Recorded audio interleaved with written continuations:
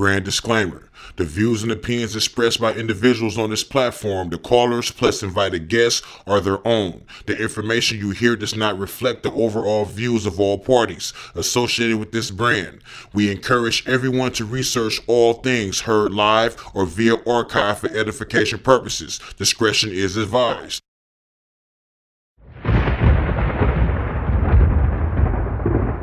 Don't touch that dial. You're now listening to Debate Talk Free Radio.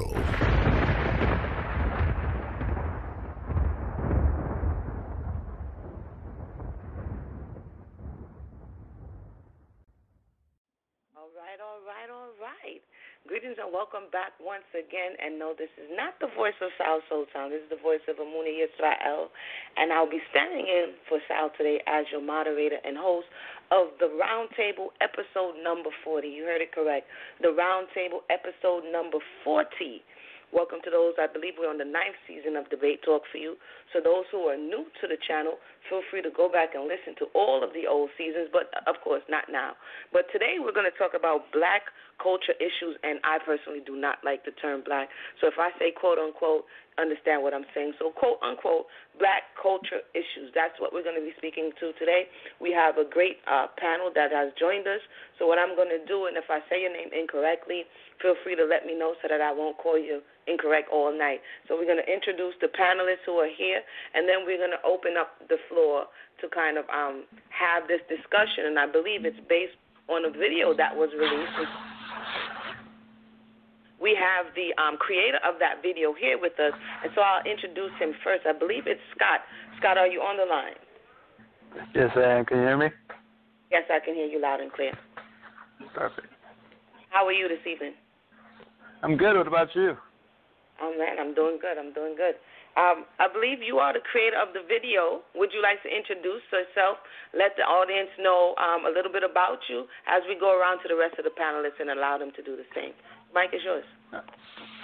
All right. I'm Scott Rhodes. I'm a conservative speaker. I recently made a video on black culture in relation to music that it produces and how it has a negative effect on a social level, and just how people kind of ignore it and how it's actually a major issue because it's a major influence. Music's a major influence within society today. So I just went over that. You can watch my video on my profile. It's under Facebook under Scott Rhodes, but that's pretty much me in a nutshell and why I'm here. Thank you so much, and I'm definitely going to come back to you, so stay where you are. The next person we have in line, I believe is on the line, is Alex. Alex, welcome to the conversation. Feel free to do the same. Introduce yourself to the audience and let them know a little bit about yourself. Sure. Thanks so much for having me. My name is Alex Kinder-Usendanger. I'm a long-time organizer and activist around a number of racial and economic justice issues, and I'm honored to be here tonight.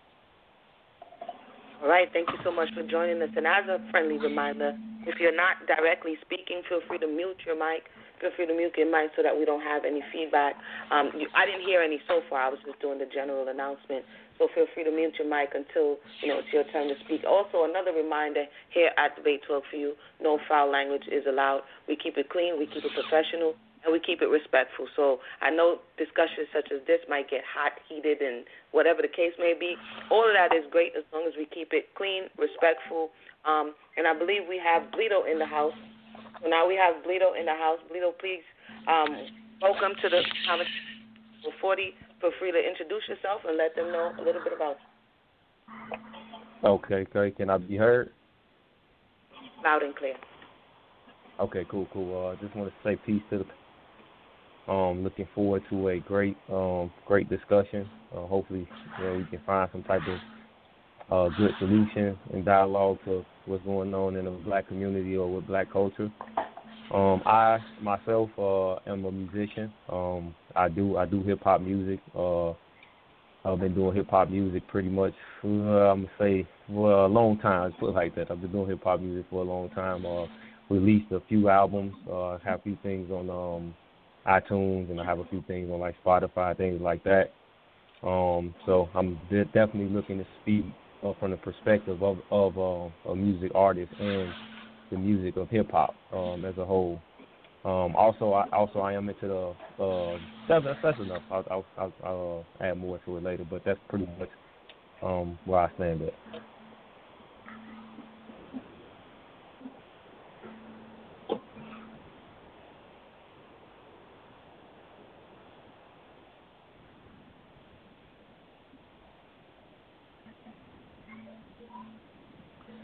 We good? We lost the moderator. Oh no, I'm talking on mute. I'm talking on mute. My apologies. Okay. I want to say thank you, Bleedo, for joining the conversation. And as a musician, we look forward to your input. We have Sister Mayanah Hasoferet is on the line. I didn't want to last. She's a lady. She's one of the sisters. She's here. She's a home panelist here at Debate Talk for You, as well as a host. Sister Mayanah, welcome to the round table. Excuse me. Thank you very much for inviting me to this conversation.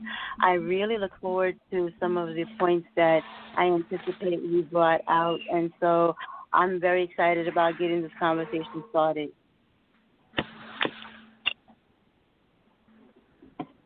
Thank you so much for that, Sister Mayanah. We have Brother Anonymous Hebrew who's here with us as well. I believe Anonymous is here. Anonymous, if you're here, feel free to introduce yourself. Yeah, I'm here. Peace to the family. Peace to Sister Emunah. Peace to Brother Bleedo. My sister Mayanah. Obviously, peace to Sal. Peace to all the Debate Talk for You. And peace to the panelists. I'm just looking forward to having a very fruitful conversation. Hopefully, we can shed some light on some of these issues and explain. Well, we'll get into it, but hopefully we can just have a fruitful conversation. I look forward to it, and peace to the family. For that, welcome Brother Anonymous Hebrew to the discussion. Last but not least, if I'm saying your name incorrectly, please feel free to correct me. I believe it's Heith. Is Heith here? If he is, feel free to introduce. Yeah, Soul Hunter. I go by Soul Hunter, and yes, I'm here today. I've seen Sal, basically talking about the video, and I had a studio for a recording studio for 20 years in the 90s, specializing in hip-hop. I've seen the devastating effect it had on the community, and I'm here to share my experiences with that. And God bless everyone on the panel tonight. Thank you so much for joining us. So Heath, I have to call you Soul Hunter or call I kind of Heath? Soul Hunter kind of made me feel a kind of way. Is there another name that you have or Hunter? Yeah, you can call me Heath. I just go by Soul Hunter. Thank you so much, Heath. Thank you so much for understanding. I don't want to stumble every time I go to call you, so that's why I asked. Yeah, that's fine. Well, thank everybody for joining us. We're going to go ahead and dive into this conversation. Brother Sal is here. He's behind the scenes, and I'm filling in. Once again, my name is Emunah. You can call if you have any questions or if you have something to say. So we're going to start off with Scott. I did have an opportunity to watch the video. It was very short. At this time, I'm going to kind of, I had a lot of thoughts going through my head as well as I believe, other people who may have seen it. So if you can, for us, give us the abbreviated version of some of the points that you were touching in the video, so we won't be all over the place in this particular discussion. And so the mic is yours for you to be able to do that at this time. All right, sounds good. Just to get this out there, I make my videos intentionally short to promote engagement, promote free debate, so we can talk about issues just like we're talking about right now. So that's the reason I do that. But to go over my video, all of it in a nutshell really is it's talking about how the black music that comes out of the black culture that the black community produces predominantly promotes the objectification of women, the trafficking of drugs, gun violence, as well as gang violence, and how that's not helping the communities, and how there's statistics out there that I take mine from the FBI UCR Table 21 2016 reporting that show that 13% of the population is causing 50% of the murders in this nation, that the black-on-black homicide rate is extremely high. And I relate it to these what was I saying, the rap music, the promotion of gang violence, drug violence, and single parenthood ratings because of objectification of women. You treat women When you're calling women the B word and acting like they're objects and not people, you kind of destroy the idea of a family, destroy the idea of building a family, having a stable household. So that's pretty much my video in a nutshell. I'm not talking too loud, am I? You're fine. Well, Sound great. Good. All right, perfect. But yeah, in a nutshell, that's pretty much my video. Yeah. Oh, okay, so you put in, and then definitely I'm going to come to the panelists. You mentioned not blaming the conditions that you just reiterated to us. You mentioned not blaming it on institutionalized racism, as well as not referencing white privilege for some of the things or the rebuttals that people would have. Why did you feel it necessary to kind of close off any possible things that people may say this is the cause or that is the cause? Why did you feel it necessary to say that it's not institutionalized racism? Well, so in our government right now, I can't cite you anything that's systematically racism. There's nothing besides affirmative action, and that's against white males specifically. So if there's any kind of systematic racism, it's only an affirmative action, which I can tell. Unless you can give me something else, that's the only thing I can really see where there is some racism, but it's not towards black individuals.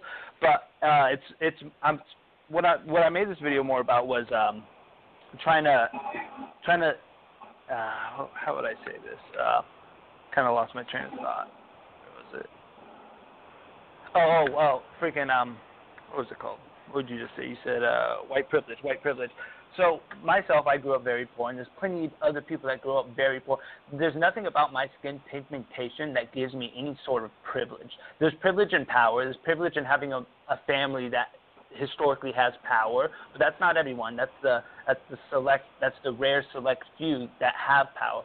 And there's privilege, so there's privilege in money and power. So if you come from a prestigious family, that's going to be carried on. If you come from a family that has money, that's going to be carried on. And I fully accept that, but solely privilege based on skin pigmentation, it's not like white people were the ruling class throughout all of American history. No, there was Irish slaves. There was Italians, and the Irish weren't even considered full citizens.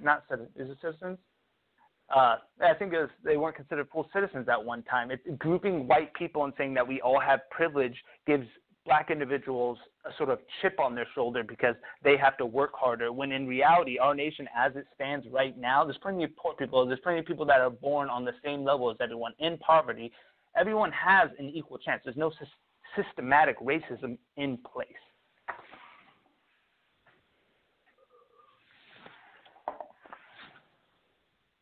Hello? Yeah, hold on, guys. Did I lose you guys? Yeah, hold on. Yeah, Emunah call just dropped. But Soul Hunter, you wanna comment on that? Yeah, definitely. Yeah, I watched the video, and it's 3 minutes long, which he said he purposely made them short so you can engage in conversation. He doesn't believe that there's systemic racism, which you're not going to be able to point to any bills that there are, but it's a precondition that goes way back to the founding of this country, that basically the preconditions, they don't have to be systemic today and point to any bills because you're already conditioned in that manner. If you go back and there's a movie coming out this year by Dinesh D'Souza talking about the death of a nation. The birth of a nation in the 1950s, they showed a racist KKK movie in the White House. That's the 50s. So it might not be systemic where you can point to any bill today, but there's still a lot of social ramifications of all the slavery, all the abuse, and all the degradation, even in the early 40s and 50s, on through the 60s and the 70s with the civil rights movement. So it's very fresh. Why it's so right now, just the tension is so big. After 8 years of Obama, we're going to have 4 years of Trump, maybe going into a second term. The racial tension at this point is as high as it can be. So right now to engage in this type of conversation is needed for what's getting ready to happen in the immediate future. So I would agree with you. What was it? No, I just want to say I'm sorry about that. My call dropped, so just let me know who's speaking. I'm sorry for whoever I just missed. Let me know who's speaking so I can kind of take it from there. But go ahead. You can continue. Well, I fully agree with you that there is some, and I say some selectively, there's some lingering effects of real systemic racism. But you say in the 40s, I would say even up to like the 60s, 70s, 80s, but that is that's a long time period in consideration to how fast we are progressing as a nation. So. I mean, we have cell phones. We have supercomputers in our hands within the last 10 years. And we have gay rights. But too, the supercomputers, the supercomputers just, for the first time in history, the last 20 years, since the early 90s, we're allowed to see all of this. For the first time in history, we're allowed to see what really took place at Black Wall Street, what really took place in Mississippi, what really took place for the first time. It's being unmasked for the public. Hey, absolutely. And I think 100% we have the tension right now. So, Emunah, this is Alex. Can I jump in here?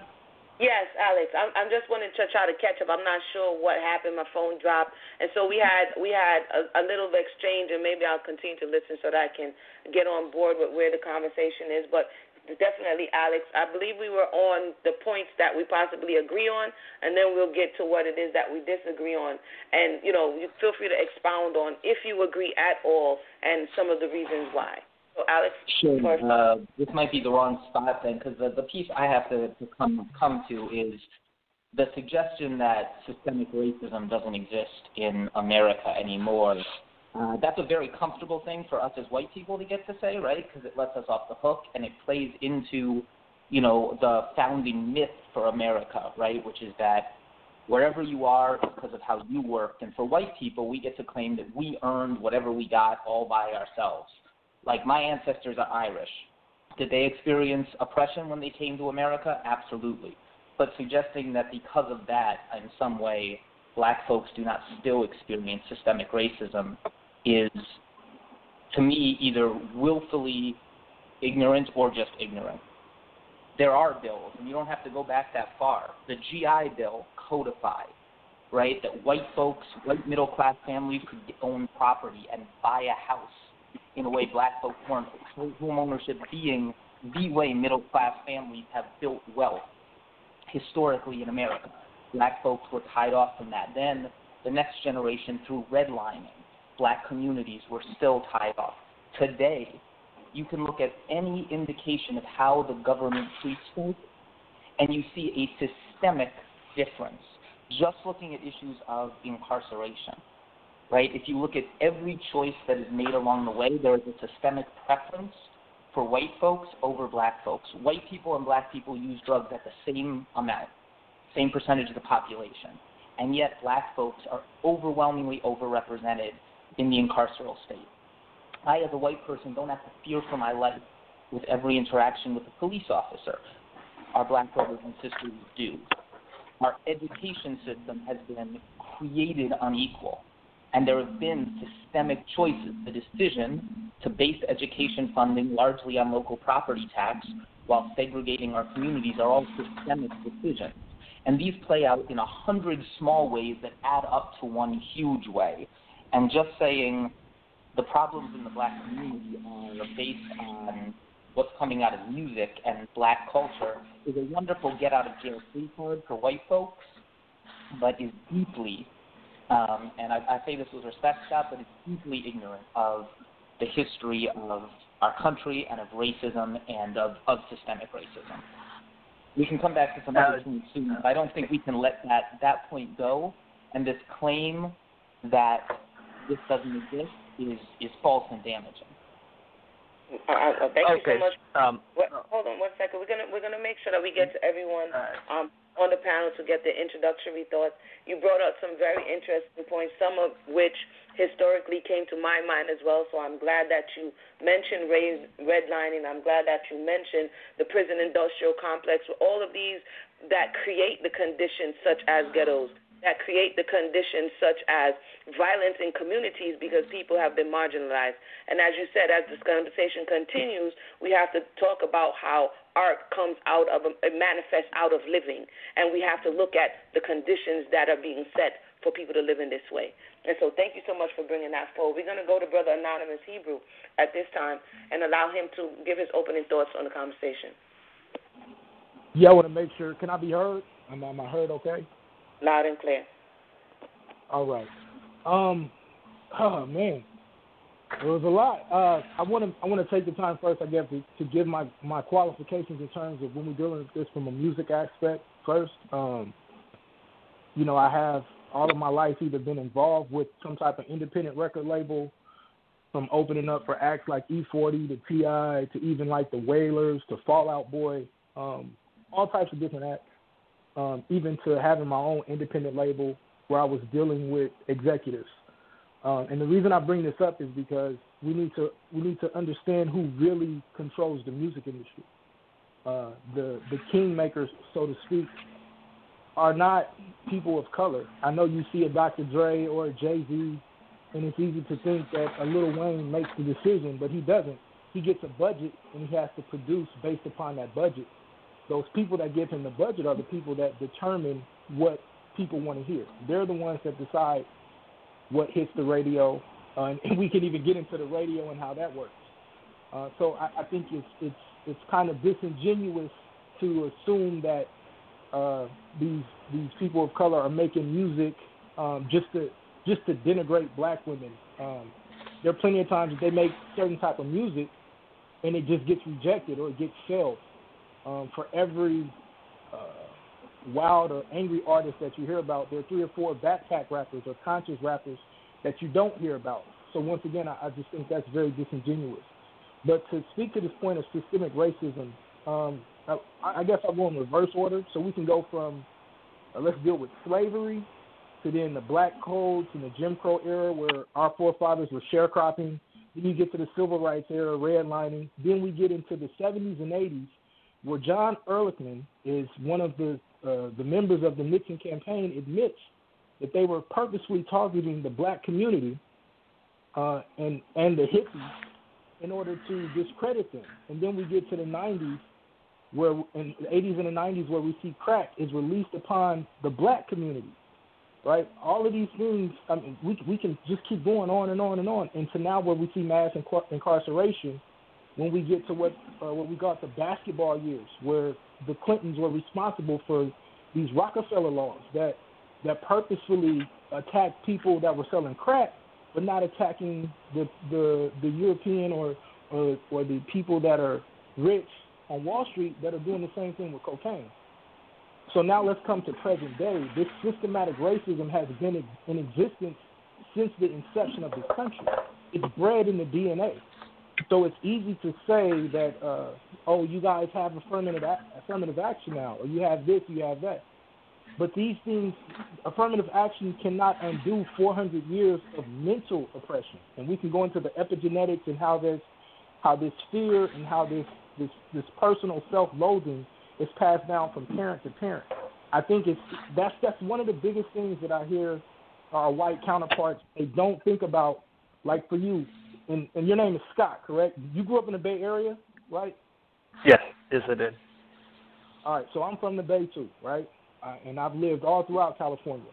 And I think you can admit there's a difference in a place like Oakland as opposed to a place like Marin County.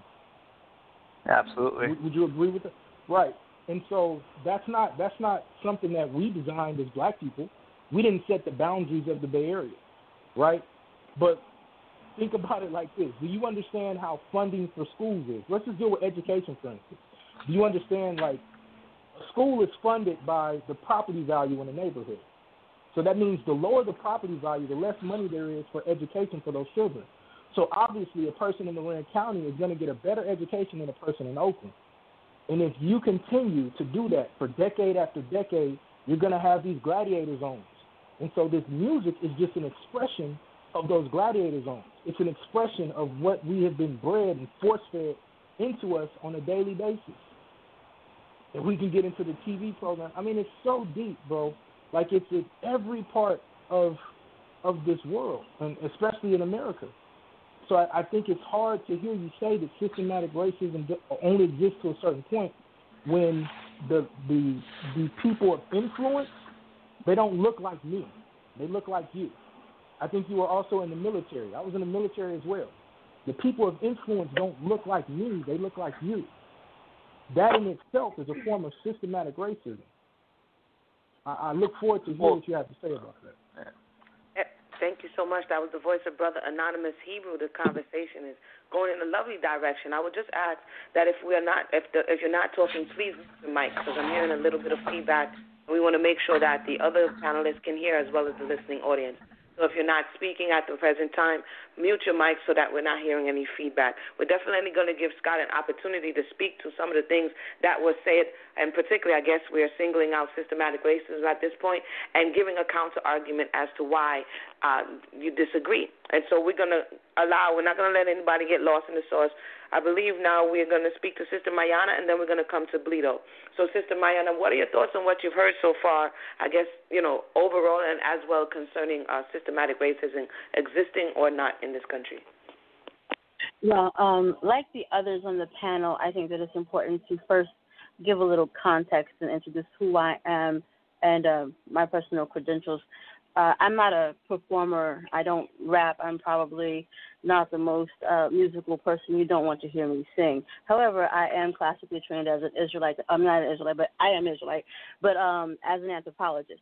And that's my space, and that's my expertise, that's my education and my degree background. And I want to first clarify this word culture that's being thrown around by the young man and picked up by some of the other people. And I think that the first thing we want to do is explain what culture is so that we can forward the conversation.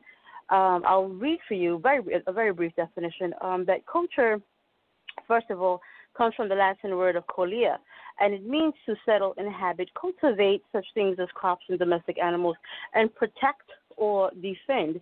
The definition goes on to say it also refers to those rituals, skills, crafts, technologies, arts, and other forms of expressions that have been created to bind together groups of people and enable them to survive. Finally, I will read the part that reads, people transform the natural world into a cultural world where they can dominate and feel at home. Culture ranges from language to clothes, from ritual to technology. It encompasses all of the ways that people shape nature, relate to each other, and form their social lives.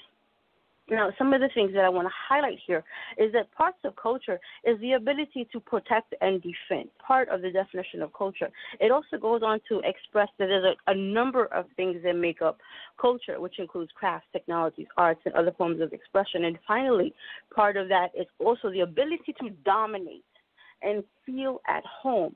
I think that we would be hard pressed to argue that melanated people, I too reject the term black in this instance, have the ability to protect and defend in this particular country. Furthermore, all I see the young man willing to discuss is a portion of music that he has isolated as if there aren't other types of music. Also, finally, this idea of being able to dominate and feel at home.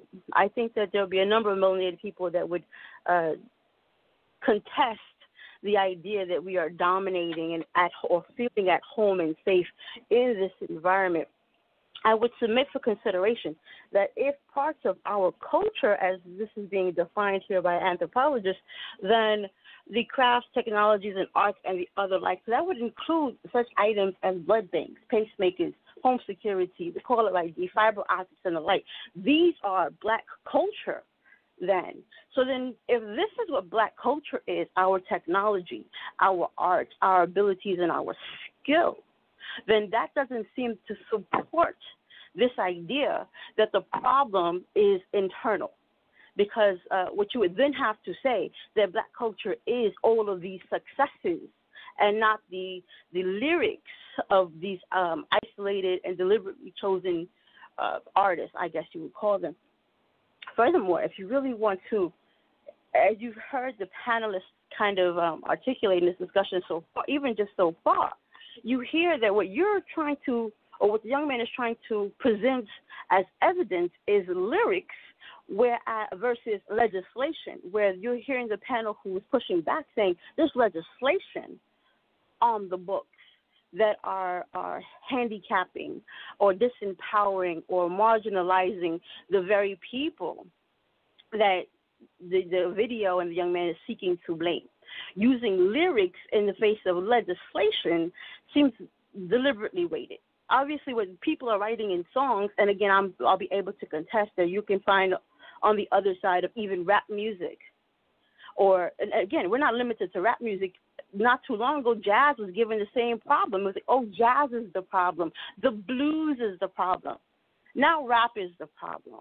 Everything is the problem except those that are empowered. Those that are in power are pointing away from themselves and saying, oh, look over there.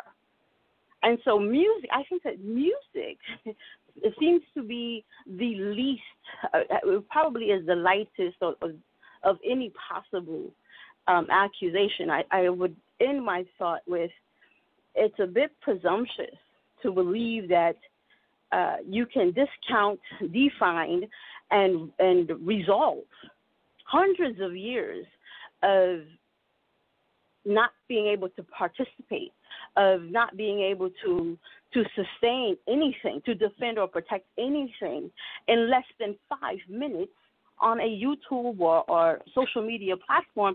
I think that also speaks to a level of entitlement, a level of privilege, and even, dare say, a level of arrogance, if not a place of disinformation or misinformation. And with that, I yield. All right. That's the voice of Sister Mayanah. We're going to come to you, Scott. No worries. We're coming to you. I just want to make sure everybody's voice is heard. For those who have just joined us, we're having a discussion. This is episode number 40 of the Round Table. Today we're talking about quote-unquote black culture issues. And so at this point, we're going to come to Brother Bleedo to hear his thoughts before we go back to the top of the lineup to Scott to hear some of rebuttals or thoughts that he's had on what he's heard so far. So, Bleedo, the mic is yours. Okay. Yeah. So this sounds interesting so far. So good. I want to just see if it's possible that I can ask Scott a question based off. I just basically was listening to the video again, and I want to just ask him the question. When you say black culture, in that video, were you just focusing on like the youth when you're dealing with the black culture, or because it seemed like the video was aimed more towards the youth from basically what I was just listening to, and not more so black as a whole, like as a whole people. So I want to ask that question. If I can ask that question, to see if you can. Yeah, no problem. Go ahead, Scott. Bleedo, just ask it.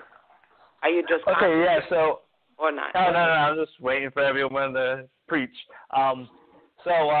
Definitely the root of the problem that I see comes from the youth, single parenting and upbringing of children. So yes, a good portion of that is targeted at the youth. But in general, when I say culture, I'm talking about the culture in general in relation to music, mostly just the music, because the music is what I'm tackling right now. The art, the ideology, the craft. That's what I'm tackling right now, the negative aspects of that craft, that art. Okay. So basically, okay, because I just want to make sure I get it so when, we come back around and we can ask more questions and dialogue together, I just want to make sure I understand where you're coming from so I don't, form my own opinion about the video. I just want to make sure I understand you fully. So with that being said, I'll let somebody else go, and then when we come back around, I'll have more questions. Good to go. Hey, Sister Emunah, can I ask the gentleman one quick question? Hello? Is there again? Yeah, Emunah, you're on the line. Stand by, everyone.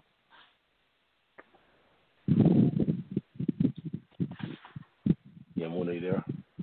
Yeah, I'm here. I don't know. I have Mayanah on my line, and for some reason it keeps dropping. Yeah, I can hear you though. You back? Hey, sis, can I ask Scott one quick question? This is anonymous. No, go ahead. You can go ahead. I'm sorry, I just had a little calling difficulties, but go ahead. Hey, Scott, how familiar comfortable are you with the intricacies of the music industry?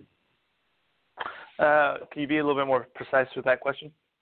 Meaning, like, I don't really understand it. Do you know how music gets to radio?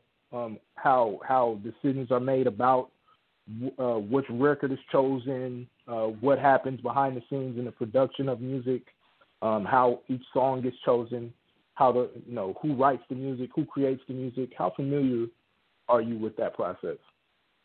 Well, I'm pretty good with social marketing. I understand it very well. So I would hypothesize that it's purely based on what's popular, what's in with the social sphere. But then, granted, there is media. There's media hierarchies that have their own record labels and push their own artists' material. I understand that, but I'm not too in tune to how precisely it works. But that's what I would guess. Okay, and then my second question would be how familiar are you with who actually purchases this urban music, so to speak? Like, who do you think are the biggest financial consumers of this music? Oh, I absolutely understand. There's plenty of young white individuals that buy this music, but it doesn't negate what it's promoting. But I understand where you're trying to go towards, because white people go to these concerts. I was at Rolling Loud last weekend. A lot of white people, right. A lot of black people. Right. So I don't want to take up too much time, but so my first point would be, as we progress in this conversation, hopefully myself, maybe Bleedo, and a few other people can educate at least the audience on how music goes from the cutting room floor to actually being available for public consumption. It's not just some angry black guy makes some type of music and then it just ends up on your radio. So hopefully we'll dig into that a little bit. Thank you so much for that. And definitely, I think this conversation, as all the ones that take place on Debate 12 Views, should be about education, because oftentimes we come to hasty generalizations or paint situations with a broad brush and look to finger, the person or the people group who we think is responsible, when all the while someone else is responsible. And so I think that's where you were going with that, and thank you so much for bringing that out. I'm sorry, I got dropped again, and hopefully I won't be getting dropped anymore. So I'm not sure if Scott was able to respond to some of the things that he heard. Was he able to respond? No, he wasn't. Okay, Scott, then feel free to go ahead and respond to some of the things you've heard so far, and then we're going to go back down the list. Okay, I mean, I would love to respond to everything that was said, but there was a couple pages worth of material that was spoken to me, so I don't know exactly where to start, but I think one of the younger gentlemen that said he was white, that's all I can really remember about him, said that there's still systematic racism in place today that I can't mark a bill, but it's still in place. I'll simply just deny the fact that that is actually true, because it's not true. There's nothing you can cite. If you can't cite it, it has no precedence in the conversation. I do accept the fact that there are lingering effects of redlining, Jim Crow. I understand that. There is lingering effects. I'm not denying that. But to have a victim mentality in our society today based on stuff that happened 40, 30 years ago is only hurting the community. Nope. Are we good? All right, so is he still there? What was that? Keep going. Okay, and you guys can hear me, right? Yeah, we can hear you now. You kind of dropped out a little bit. Do you have a fan on of some sort? Because it sounds like a lot of Yeah, I got that. I found the person. I muted their mic. I found him. Okay. Oh, okay, perfect. All right. So, and if our main goal is equality, which that's my goal right now, I want equality for everyone. I want everyone to be on the same page. Then we have to leave the atrocities that happened in the past, which are exactly that, atrocities, and they shouldn't have happened, but they happened, and that's reality. We need to leave them in the past, because the victim mentality does not help anyone.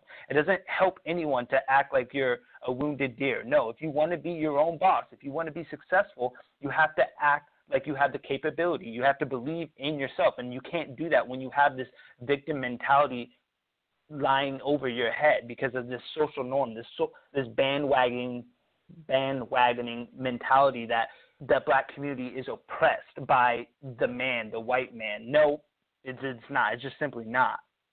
And what other things I mentioned? All right, military hierarchy. One of the individuals said that the people in power don't look like him. They look, I guess, like me. I can't remember exactly what he said. There's a lot said.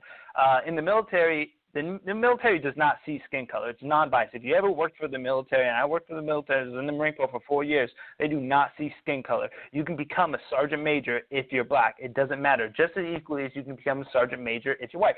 Honestly, based on physical capabilities, on average, the people of black ancestry seem to have an attunement to physical I want to say prosperity, but they look at the NFL, it's a majority black. Look at the NBA, it's majority black because they're really good when it comes to physical tasks. So when it comes to the military, if anything, it would increase your chances of raising up the hierarchy because you get better scores on PFTs, CFTs, and that in turn makes you more likely than, let's say, a white person, just naturally based on genetics. But yeah, I just wanted to go over that one because the military does not see skin color, so it's equal opportunity all the way through right there. What other things?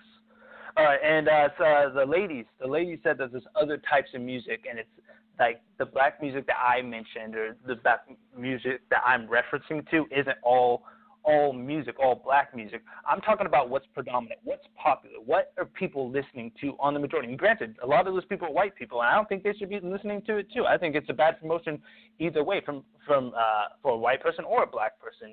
There's no good that comes from the promotion of these things.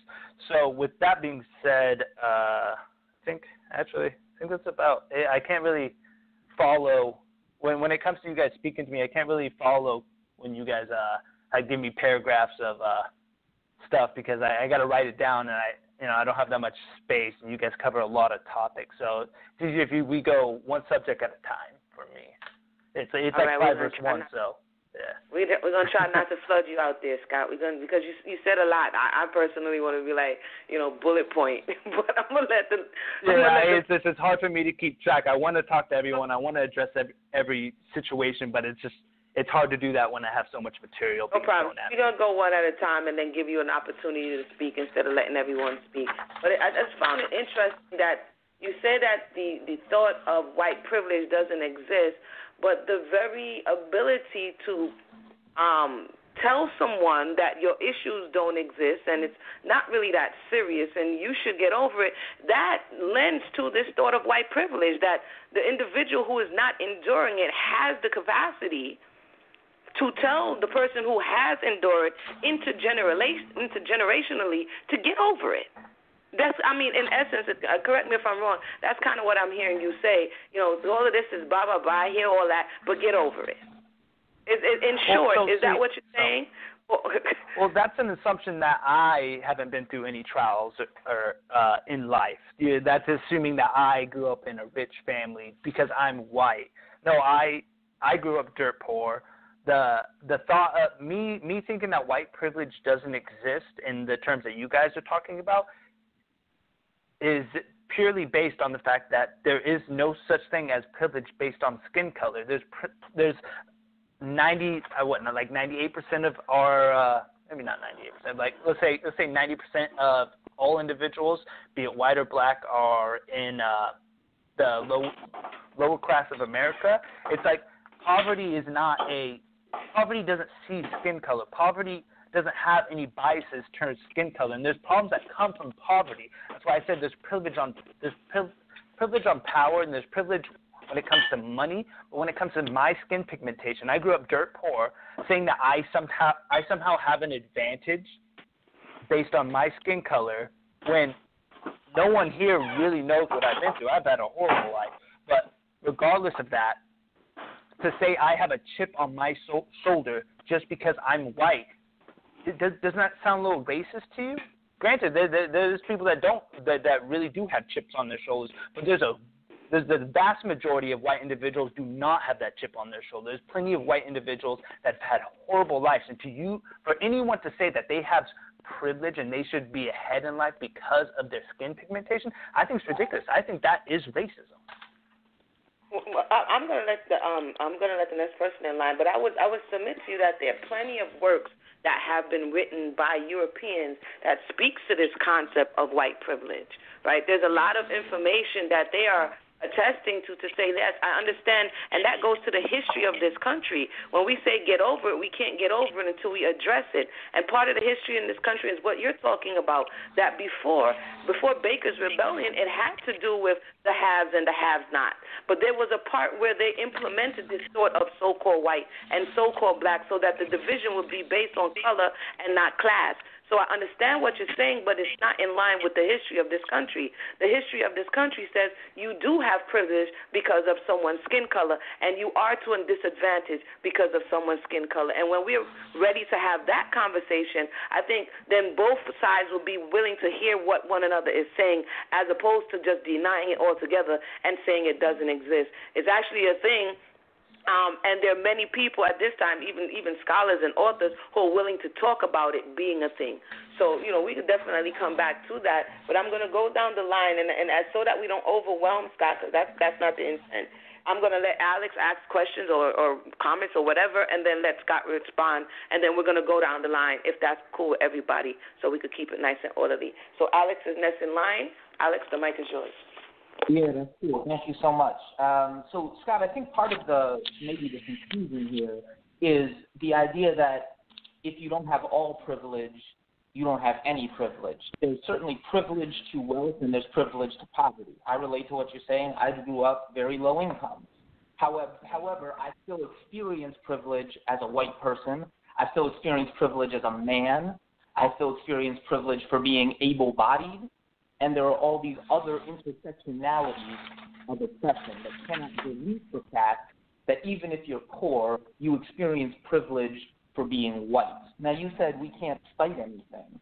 I believe I did cite things, but let's do it again. Let's talk very, very specifically, right? Nothing in the past. Yesterday is the past. Right now. We're talking what's in place present day. That's what I want to hear. Let me go ahead. Okay? Right now, we have racialized disparities in who gets prosecuted for drug crime. The same crimes, there's any number of studies that show this. Black folks face prison time or prosecution, white folks don't, for simple possession. The disparity right now between crack and powder cocaine, the difference of those being basically baking soda and a microwave and the color of the people who use it, is a 20-to-1 disparity. That is racialized. When the most serious drug epidemic in our country was crack cocaine, we treated it as a criminal justice issue because it was predominantly black folks. Right now, we have an opioid epidemic happening to white people, and we are continually told this should be a public health problem. That's systemic racism. Right? The way that police interact, the way that our schools are funded right now today. I'll give a very concrete example. I spent the last 10 years of my life in Illinois, right? And in Illinois, we did a study on how much funding was put in to individual children's pathways to education. Now, we've made a political decision to fund education based on local property tax value. That is not the way education has to be funded. It's a decision we've made, and we live in a very segregated society. And so what we found is that on one child's K-12 education, one child, the disparity between the richest district, which was over 98% white, and the poorest district, which was overwhelmingly black, was $150,000 on one child's education K-12. These are systemic issues that have been created.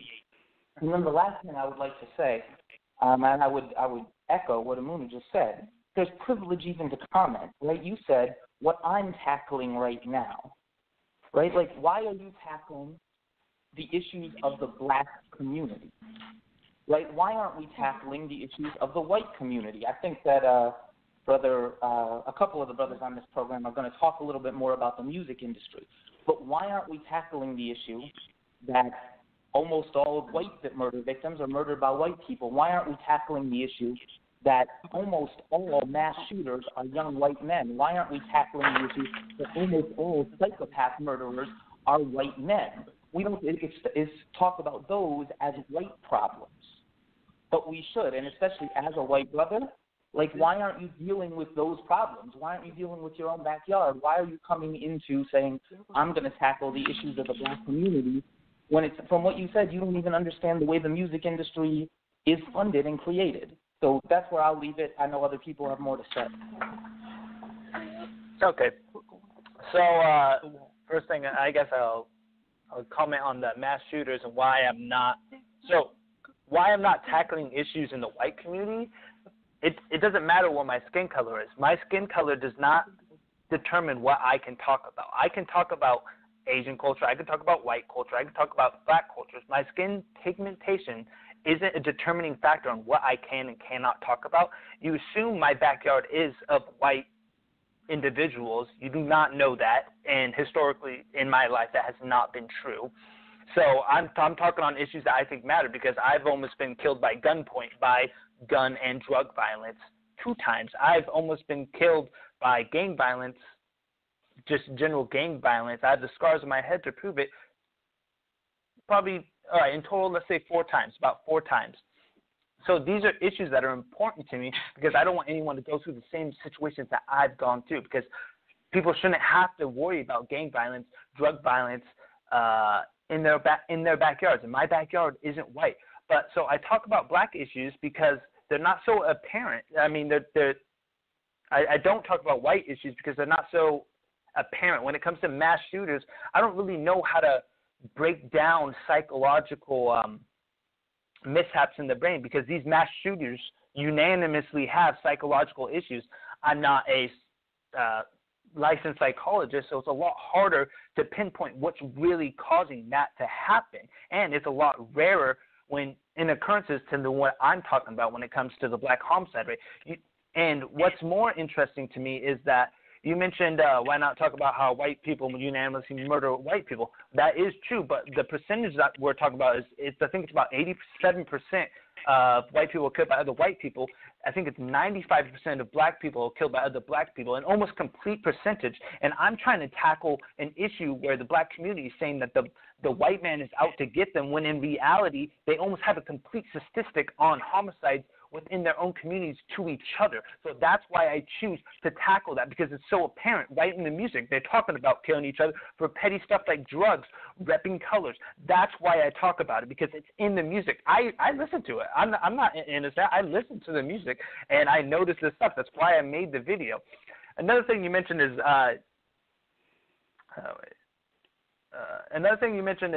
can you still hear me? Yes, we can hear you. All right. So another thing you mentioned is male versus female privilege.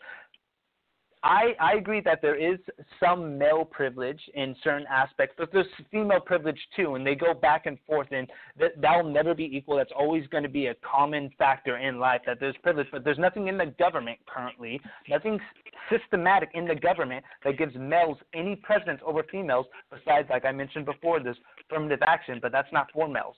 So you mentioned prison time. When it comes to prison time and how the black community, you're saying it's disproportionately serving more time or disproportionately more incarcerated more. But what I have to say that is each situation is very different, and it's handled case by case. How you handle yourself in the courtroom, how you maybe were you smoking the drugs recreationally? Were you just smoking a little pot, or were you had intent to sell? Did you have it all packed up? I know in the rap music there's a lot of this promotion of, hey, I have packs. I know there's a lot of mention of packs in the drug music. I see music videos where they have pounds and pounds of weed in the car. When you have intent to sell, when you're rude to the police officer, when you run away, when you're rude to the judge, which the black community has promoted. I don't know if you've seen my last video, but I go over it. That plays a factor into your incarceration time. What happens to you, your demeanor. So that's that. And there's one more I wanted to mention. Oh, you mentioned opioids, whatever, I can't say, and how it's a big issue, but it's not handled as a big issue. And you're saying it's due to because it's white people. I don't have a complete analysis on why that is, but if I was to make a hypothesis, I would say it's because opioids are a common drug used by pharmaceutical companies, and these companies push out these drugs, and that's why it's more of not a lackadaisical issue, but it's not taken as seriously because a lot of these pharmaceutical companies, I know people personally, are getting these people hooked on opioids through prescriptions. So maybe that's why it's a problem. I don't know precisely, but I hope I covered most everything you said. I don't know. That's it.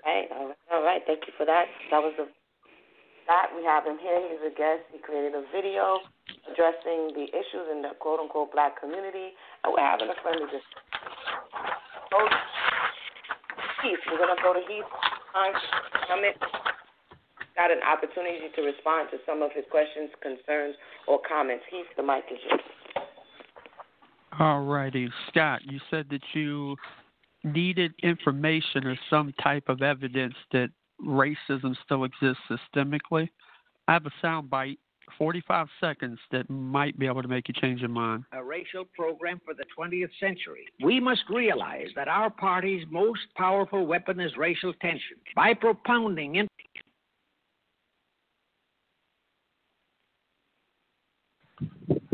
His call actually just dropped us now. It sounded like an old video, to be honest. I'm looking for stuff in place today. Yeah, as soon as he comes back in, I'll let you know. Yeah. All right, so let me know when he comes back in, and we'll give him an opportunity to finish out his thought there. For those who have just joined us and are listening and would like to comment later on when we open up the floor for questions and comments, the number is 319-527-6239. Once again, 319-527-6239, and press 1. Press 1 if you would like your voice to be heard. We're talking about quote-unquote black culture issues in the community. I'm trying to give Heith a little bit of opportunity to come back as he was running through that. If not, we will come back to him after we go to Anonymous Hebrew. So I haven't seen Sal tell me he's back yet. So we're going to give Anonymous Hebrew an opportunity. He's back now. He just got in. Yeah. You're back. That's Soul Hunter. Yeah, I'm not sure if I actually got dropped because I tried to play something. Would you know anything about that, Sal? No, try it again. Just to see what happens. Try it again. Okay. Yeah, so as soon as I hit it, it dropped. A racial program for the 20th century. We must realize that our party's most powerful weapon is racial tension. By propounding into the consciousness of the dark races that for centuries they have been oppressed by the whites, we can mold them to the program of the Communist Party. In America, we will aim for subtle victory. While inflaming the Negro minority against the whites, we will instill in the whites a guilt complex for their exploitation of the Negroes. We will aid the Negroes to rise to prominence in every walk of life, in the professions and in the world of sports and entertainment. With this prestige, the Negro will be able to intermarry with the whites and begin a process which will deliver America to our cause. Now, Scott, would you like to comment about that recording? That book was written in the 50s. Okay, thank you. So when I say there's nothing in place today, obviously that was made in the 50s, so I don't see that being pushed to schools or any kind of major media platform. But I do agree that race, I don't know, agree for everything. I heard Communist Party in here. I couldn't hear it too well. But I do agree that playing the race card is a major power play by either the left or the right. It doesn't have to be the left or the right, but by political parties. And that's what the left does. The left pushes its political propaganda, makes you guys feel like the victim, make you guys, or the black community feel like there's something wrong. So in turn, they get better voting turnouts once election season comes around. So I do agree that it's a power play. Using the race card is a power play, and I'm trying to stop it. I'm trying to stop Americans from being fooled. That's why I make my videos. Well, also, systemically, like you were talking about, when it comes to, as the brother was talking about earlier, the music business will only pay for things. They will only promote albums that do denigrate. That's the whole point. And people do not realize that unless you're making music that denigrates your own communities, they're not going to let it out, unfortunately, especially in the black communities, quote unquote. All right, now. Okay.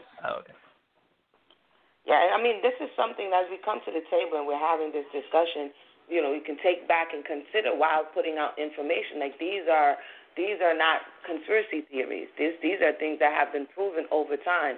There's so much information about the music industry, what has happened, what happens when you do not comply, what happens when you enter in. There's information about how gangster rap became a thing.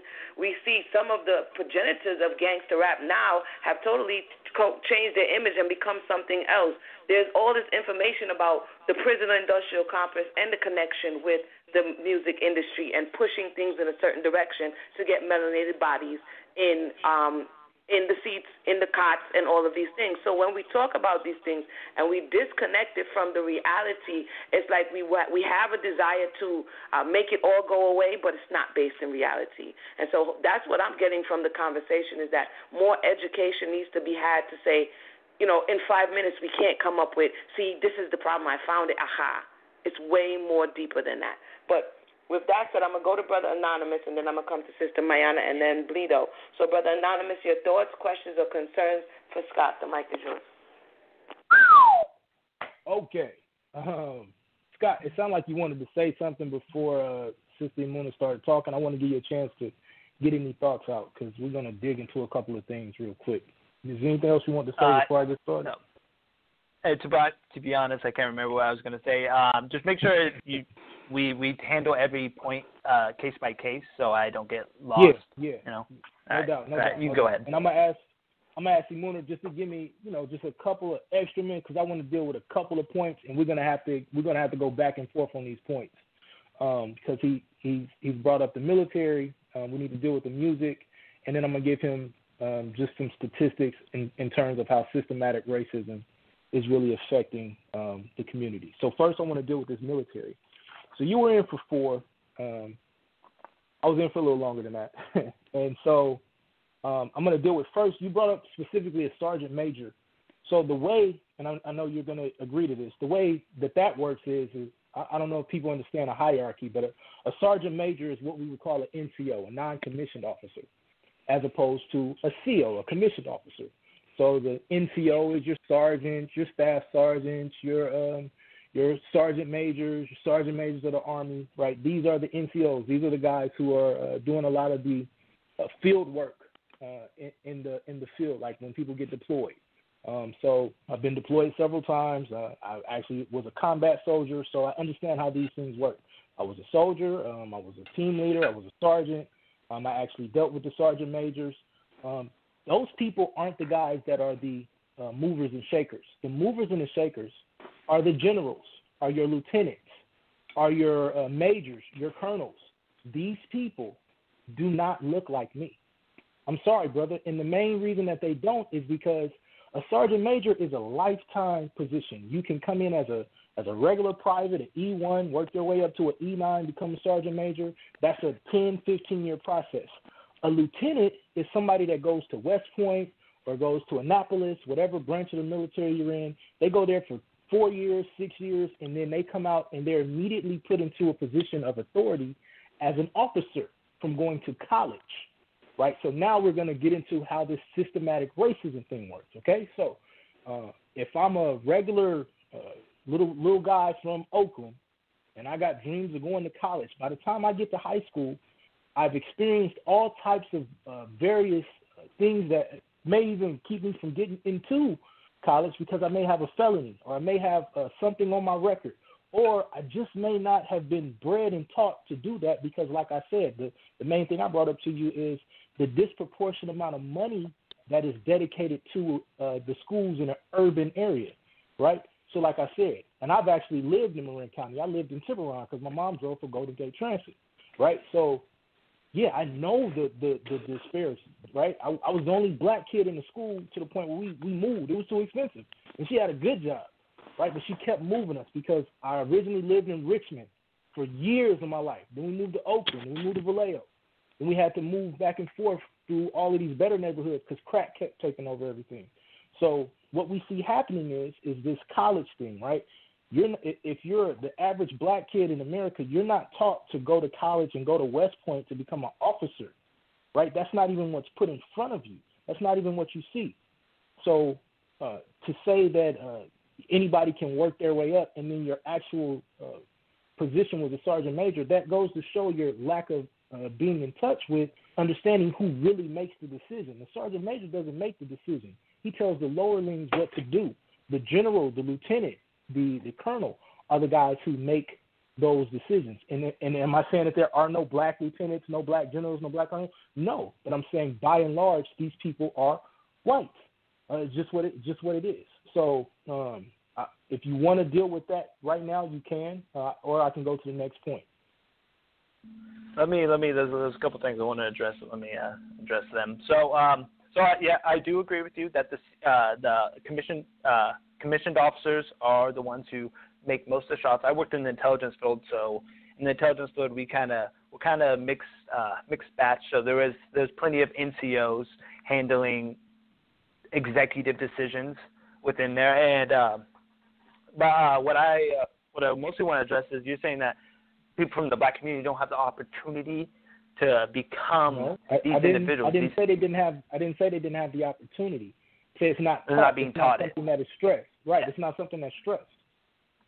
Okay, so like just from me, an anecdotal situation is I wasn't taught to go to college, so I enlisted. I mean, and there's nothing to do with race based on that. I wasn't taught that, and college is afforded by it can be afforded by affirmative action, or it could be afforded if you have power or money. Like I said before, the privileges of having power or money, that can lead you into a CEO career, and a commissioned officer career.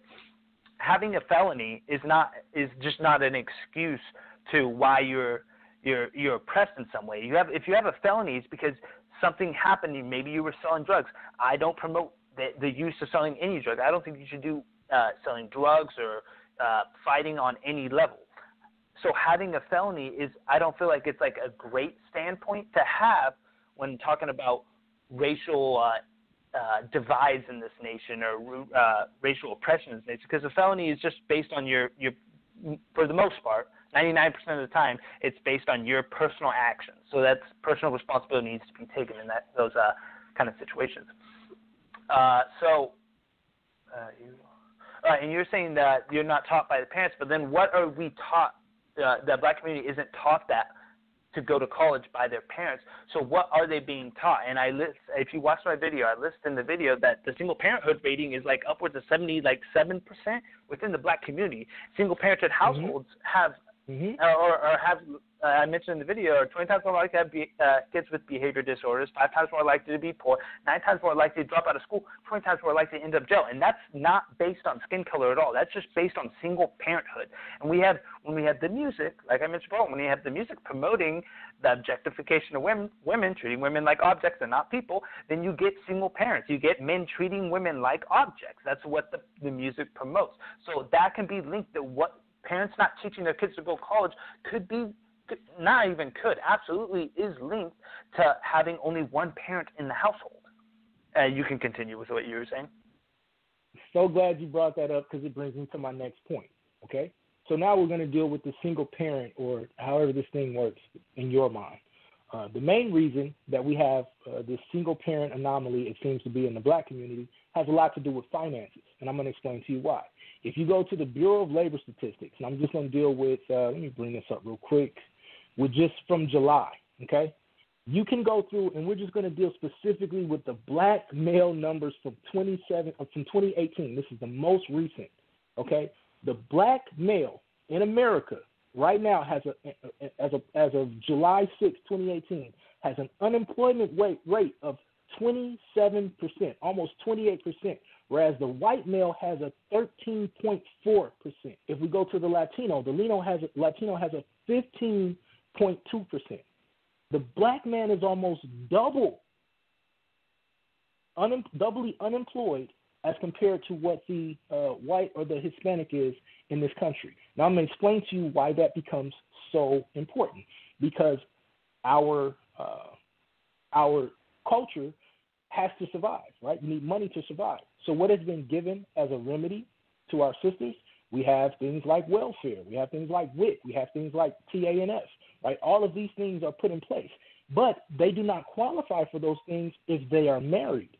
So your assumption of these households are single parents and don't have both parents there is actually pretty close to being inaccurate. Because what a lot of black people have to do is they just cohabitate, but they don't get married, right? That doesn't mean that both parents aren't in the household, right? What we see happening is a forcing by the system for people having to do whatever they have to do to survive. Because like I said, many of us are not going to college because we just aren't afforded the opportunity, right? Most households are very, very poor income-wise, right? And this is a generational thing that's passed down.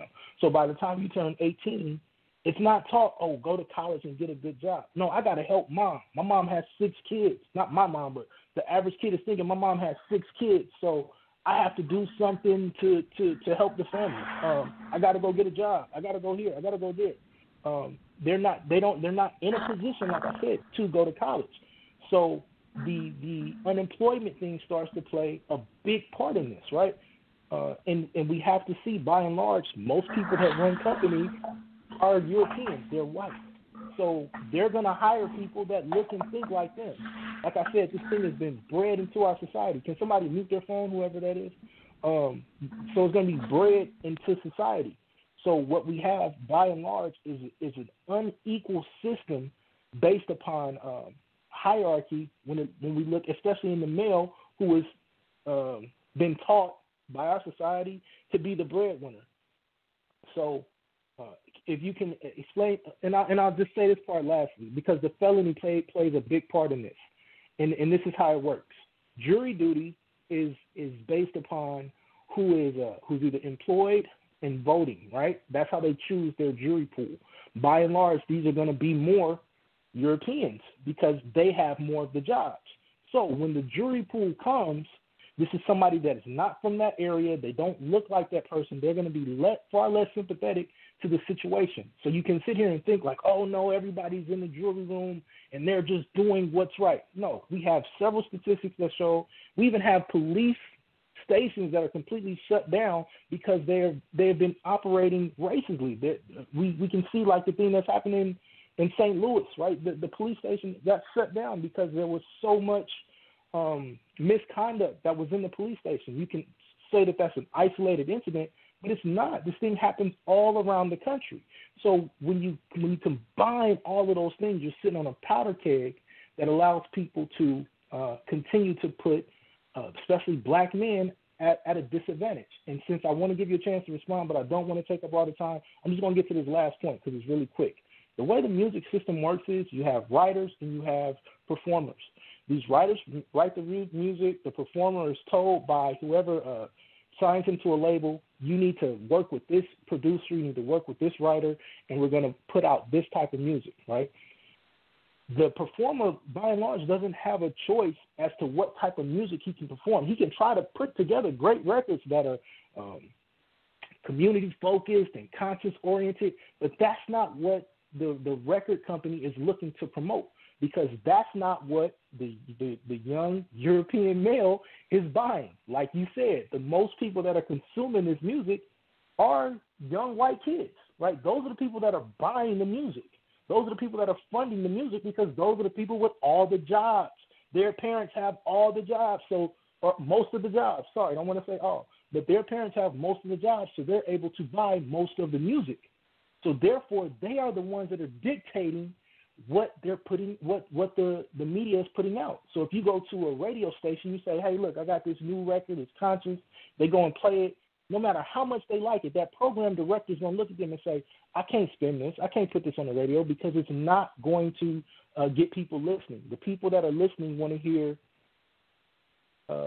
smashing on your chick, she a thot, thot, thot, right? That's what that young white male is listening to. So go ahead. Okay, so I want to address, there's a lot addressed. I'll try to address most of it. So you mentioned the statistic that white population has unemployment rate of, what was it? No, has an employment rate. No, I can't actually remember the statistic. It was like 27 to 13 or something. I can't really remember. I'll get back to that. So there's, I remember reading the study, and there's like 3 main points to someone not being permanently poor in this society. Is a study done by a liberal institution. And there's just like three things. I know two of them. One is graduate high school, and one is do not have kids before marriage. Neither of those are graduating high school is definitely at a decrease within the black community compared to other cultures. There's a lot of it's a disproportionate how many black kids are not graduating high school. I don't know if it's the education system specifically, but for some reason there's black kids dropping out of high school at a disproportionate rate. And there is kids, there's the majority of the time people are having kids before marriage. So there's two of the three factors, I can't remember the last one, that are been proven to, for the most part, to if you don't do those, you won't be permanently poor. If you graduate high school, if you do graduate high school and you don't have kids before marriage, you most likely will not be poor. And then you mentioned social services and how if you're married, you don't get benefits like you would if you don't. Well, in my honest opinion, I don't like anyone depending on social services. I think social services are a damper on productive capitalistic ideologies. When it comes to individuals wanting to make a business, they need to not feel like a victim. They need to no, sorry, the mic's all messed up. They need to have that drive to go out and start a business. And if they're depending on social services every day for the whole not their whole lives, but for a good majority of their life, they become dependent on it, and they don't get off it, and they think that is a suitable way to live life. And in life, you're supposed to be uncomfortable. You're not supposed to be happy all the time. You're not supposed to always be in a financially perfect place. I know I've been in financial deficits myself, and by me being in those situations, that's pushed me to make my own business. Now I make my own money because I was in an uncomfortable situation. So when it comes to social services, if I had it my way, and if I ever get into politics one day, I'm going to get rid of a lot of them. But I just think it's just a damper on society. And you're talking about individuals depending on record labels that are owned by white individuals. I don't know specifically which white men own which labels. I don't know. There's Cash Money and stuff. I think there's a black guy that owns it. But regardless, you're talking about individuals who produce music. They depend on these record labels to promote that music. Well, my answer to that is if you don't want to promote these white individuals to make your music, why don't you just promote it yourself? We live in the age of technology where you can promote your own stuff. It's going to take a little bit more work, but if you don't want to be the puppet of these white record labels and you're going to their business, they get to promote what they want because that's their business. Don't go to them. I've reached over 1.5 million people, and I don't have anyone promoting my stuff. I promote my stuff naturally. I just did a little bit of research. It's pretty easy. Now 1.5 million people know of me. For the most part, if someone did that with their music and they had the right music, if they had the right content, because it requires the right content, I'm sure they could start their own record label. Because when music gets popular, some music just gets popular because it's popular. I know I think his name's Lil Baby. He got popular just because it's not that he was on a big label. It's just everyone heard one song that he made and everyone just went crazy over it. All it takes is that one song. So don't depend on other people for your success. Make your own success. Become your own boss. Don't be someone else's employee. That's like a big thing in my life. I'm never going to work for someone. I'm always going to be my own boss because I don't have that victim mindset. I'm going to work for myself. It's going to take more work, but I'm going to work for myself. And police misconduct, I think it's very rare. To answer your answer when you were mentioning police misconduct, I think it's very rare, and it's highlighted by the liberal media, like I said, to push the specific political agenda. So you go to the voting booths, and you vote for the Democratic nominee. They stay in power, you stay fooled. That's my stance on that. So you can, whoever's next. All right. Thank you for those who have just joined us. If you've just joined us, we're having a roundtable discussion on the quote issues in the black community, or quote black culture issues. We have on the line Scott, the creator of video. We're discussing some of his talking points within the video. We're going to come on down to Sister Mayanah to hear her thoughts, questions, or concerns that she has for the guest. Mayanah, the mic is yours. Yeah, I have a number of things that I would like to discuss with Scott.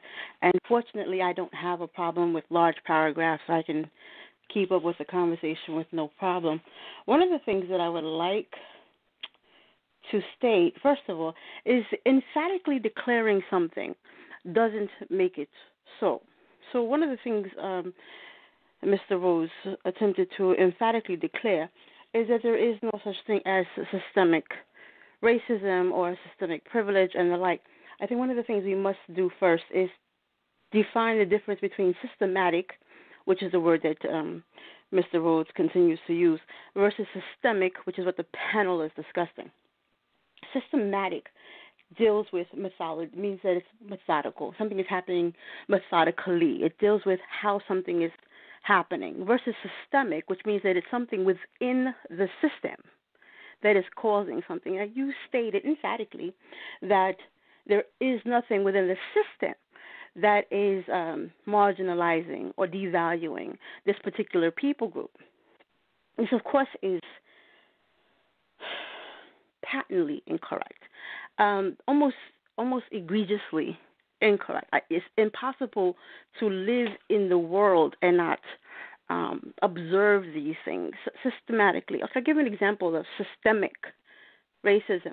The other panelists spoke to you about redlining. It's in the legislation. This has to do with the government doing something. They spoke to you about the GI Bill. This is something that is systemic. Now, for you, you're saying, oh, but that was 20 years ago, so that's not part of your reality. I don't think that you're much older than 20 or 30 years. So for you, this doesn't mean anything because it's not current in your imagination. Those of us that have lived a few decades, 4 decades or so, this is not so far removed from us. This is still our current reality, that these things have happened and are continuing to happen.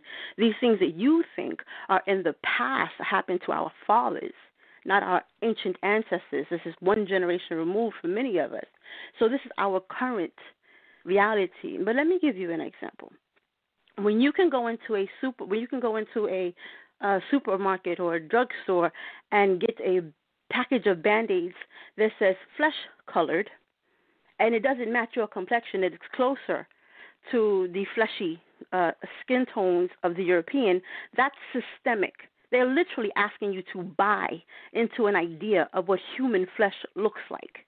When you go into a toy store and the majority of the toys don't look like your daughters and your son, and right where they do have a similar complexion, the hair isn't the same, or it's not the type of garments that they would wear. That's systemic. That's the type of underlining kind of systemic conversation that's happening. When a woman goes into the pantyhose aisle and she sees that this is flesh colored, this is nude, and it's not the color that she is when she is naked, that is systemic racism. When you go to a university and the university tells you this is American history, but this is black history, that's systemic. So you're saying this is not being taught in the schools. This is exactly what's being taught in the schools. When you go to school and you have to hear about the Holocaust in every single grade, but all you hear about yourself is that you used to be owned by people in the country that you reside in. That's systemic racism. When you want to tell me about the lyrics that some young boy is writing about how he doesn't like the melanated woman, but I can remember when it was perfectly legal to rape her because legislation said that the melanated female body could not be violated. Now, you want to say that happened a long time ago, but it happened, and people don't forget. When you have to look at your grandmother and remember you couldn't protect her, her husband couldn't protect her, her father couldn't protect her, you as the son or grandson could not protect her, that's going to weigh on you. So when that child doesn't know what it means to value the melanated female body, he didn't make that up. So you, when you hear even other Europeans on this panel tell you that you're speaking from a position of privilege, because you have this distance, because it's not happening to you, because you don't know about it, because you haven't been on the earth very long, then you want to say this is not current. This is real for all of these people. This is not ancient history for them. So there goes your systemic, sir. And also earlier in the conversation, you made the statement that, and look at the NFL.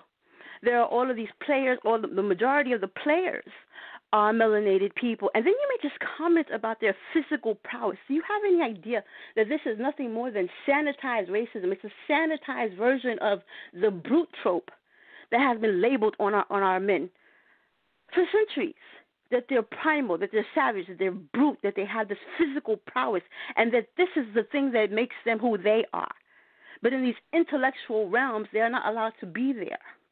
So when you want to talk about whether underrepresented in school, and you said the black community, darling, I'm not sure if you're aware of this, but the female melanated body is very well represented in high school, in college, and in higher education. I don't know why you keep making the melanated community like just one sentence. I don't have to, excuse me? Who's speaking? If you want me to respond, you're listing a lot of stuff right now. Okay. I was invited to this show. Right, Mr. Rhodes. You're going to have to shorten it up. Mr. Rhodes. What I'm going to ask you to do, I don't think that you recognize that even in just what you just did, that is you thinking that I'm certain that I'm older than you. You have absolutely no respect for the fact that I'm speaking.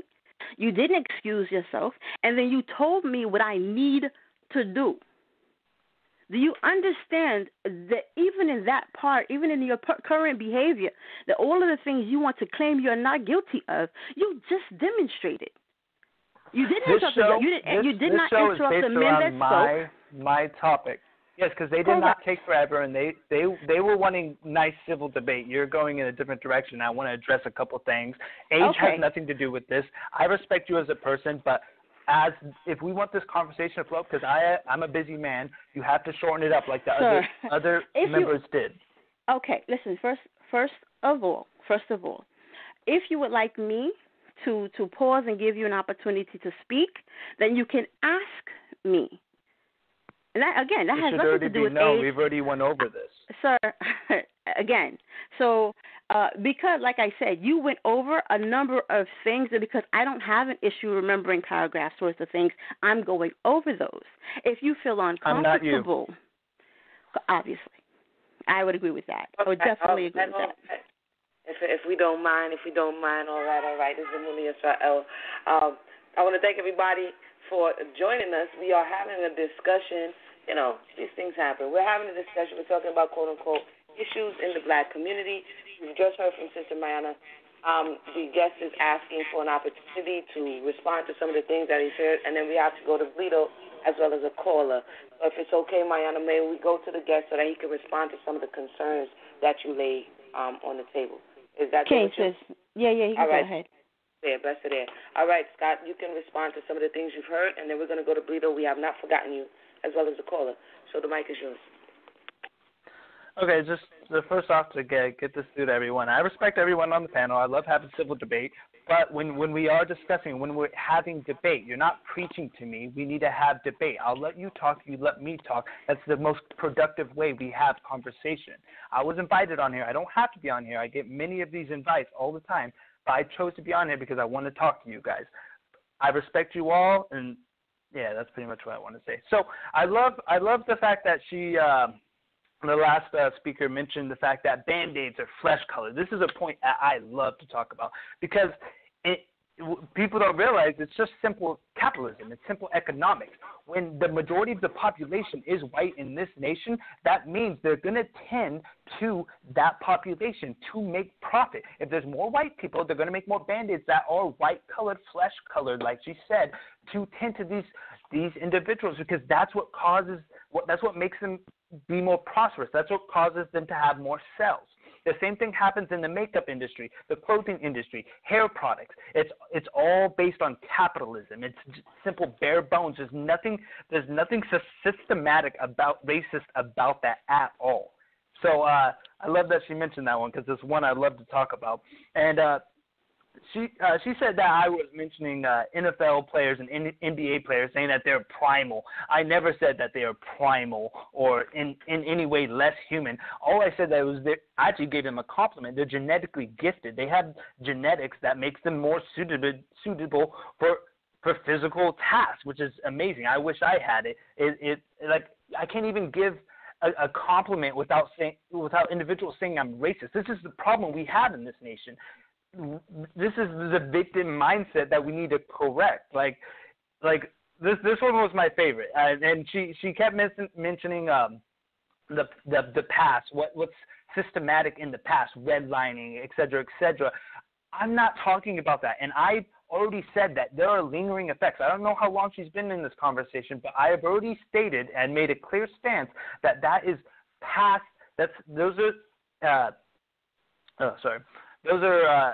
are past situations that I'm not talking about. I understand that there's lingering effects of that, but I'm talking about what's it's being implemented today. What's currently in our government that is systematic, that shows systematic racism. There is none. There is none besides affirmative action, and affirmative action is not fair. Me being a white male growing up poor and a black male growing up poor, and he has a better chance of getting into college versus me, that is not fair. That's racism. You're fighting racism with racism. That's clearly what it is. But regardless, I think I addressed everything. The Band-Aid thing's ridiculous. With all due respect, it's just ridiculous. It's capitalism. But next person, I guess. Okay, before I go to Bleedo, I have a question. Are you, because sometimes we miss each other because again, people are coming from different sides of the tracks. Are you aware that the statement about physical prowess and the strength is something that was used to justify slavery? Are you aware of that? So I don't know exactly what you're referencing to, but it's statistically proven, like it's apparently obvious in society that the NFL and NBA are predominantly black, and on average, black individuals have superior genetic capabilities in those categories. Talking about the justification of why the economy of the melanated body should be used for the European, because we can't get away from the history of the West. If we try to get away from it, this is where we're going to keep butting heads. And so the only question I'm asking is, are you aware that in the books, in history, this is what was said to say this is what makes you a strong slave. This is what makes you able to make money for the what did you just mention, for capitalism. Are you aware of that? It's either like yes or no. Are you aware of that was one of the talking points for slavery?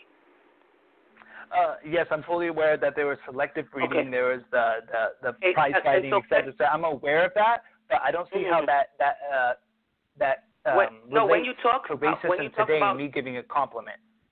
No, this is what I'm saying. You perceive that as a compliment because of the perspective that you're coming from. But from people who are still experiencing the effects, whether or not you want to acknowledge it or not, for people who are still experiencing the effects, to this day, when you look at the field, when you look at sports, and you look at the talents of the abilities of the melanated bodies in these sports making massive amounts of money for the institution, right? You can't get away from the same thought that entertainment for my profit. This is the powers that be. I'm going to exploit you. And when you're no longer of use to me, for instance, i.e. Colin Kaepernick and the whole conversation, shut up and throw the ball, or LeBron James, shut up and do your job, I don't want to hear about, I'm just saying, I don't want to hear about what it is that you have to say. I just want to hear about what it is that you can do for me.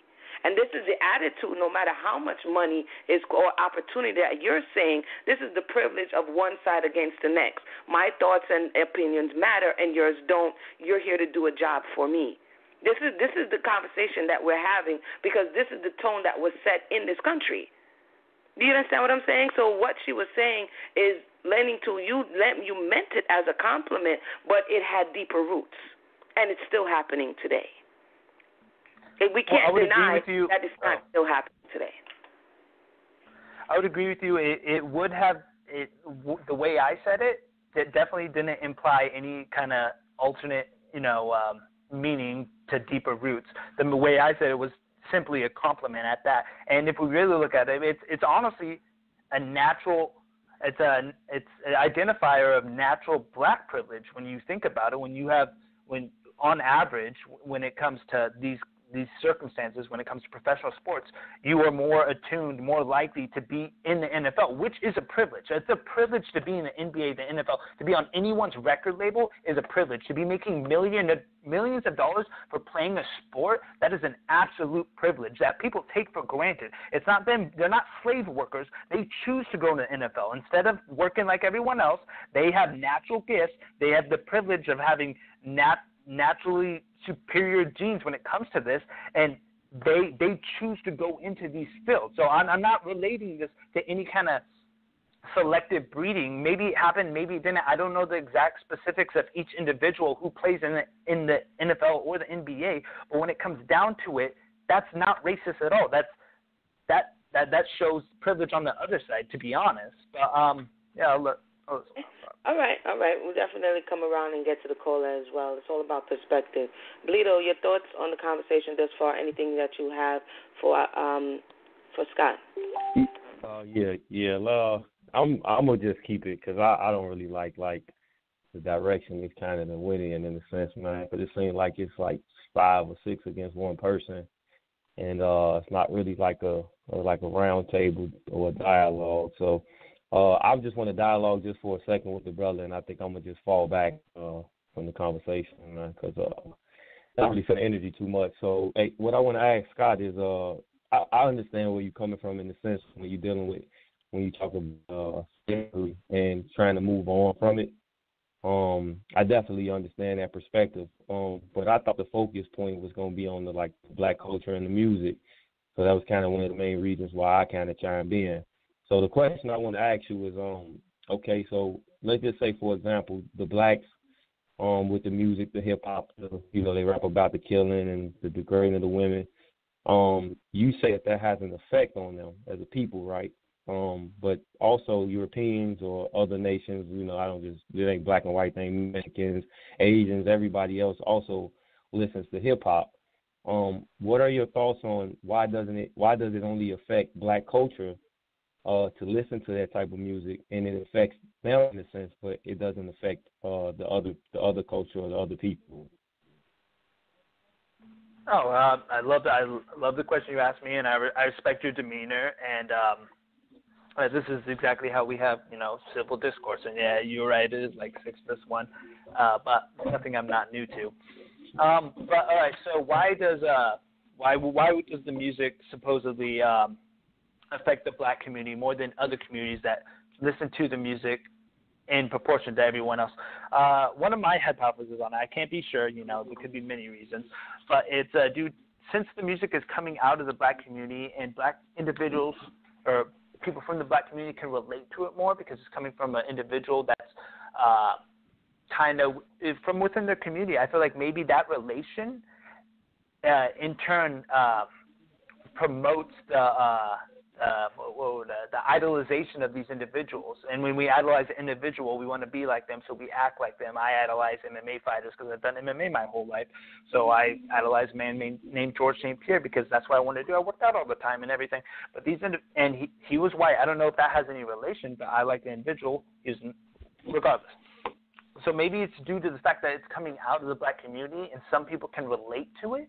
And maybe it's the fact that the skin pigmentation also helps them relate to it a little bit more, that they are more in tune to being idolizing these figures in the music industry. Can't be sure, there could be many reasons, but that is one of mine. And then there's also all the other statistics that go along with what was in my video, but I think that's how I can answer your question. Okay, and then also, okay, that's okay. And then also what I want to ask is, so would you basically say it's psychological, as far as like maybe in the sense that because of what the black people in the sense are around, like let's say poverty. I know I heard you say that you grew up pretty poor and things of that nature. Would you say that the music is feeding what's inside of them? We say it's like psychological, or do you think it's just? Because I don't think it's genetics. I think that it's something that's inside of man, the psychology of man. Because like you can have somebody that's addicted to, let's say, porn, or somebody addicted to something of that nature, and that's something that's inside of him or her that makes them like those things or like to watch those things. You get what I'm saying? So would you say it's more so psychological? I love that response. So I would agree with you that, like, I don't think it's genetic at all. I'm a true advocate on equality. I think everyone's equal, and it's individual responsibility, something I promote. So I do believe it's on a psychological level. It's on a case by case influence, like influencer to influenced level. So I appreciate that one. Yeah.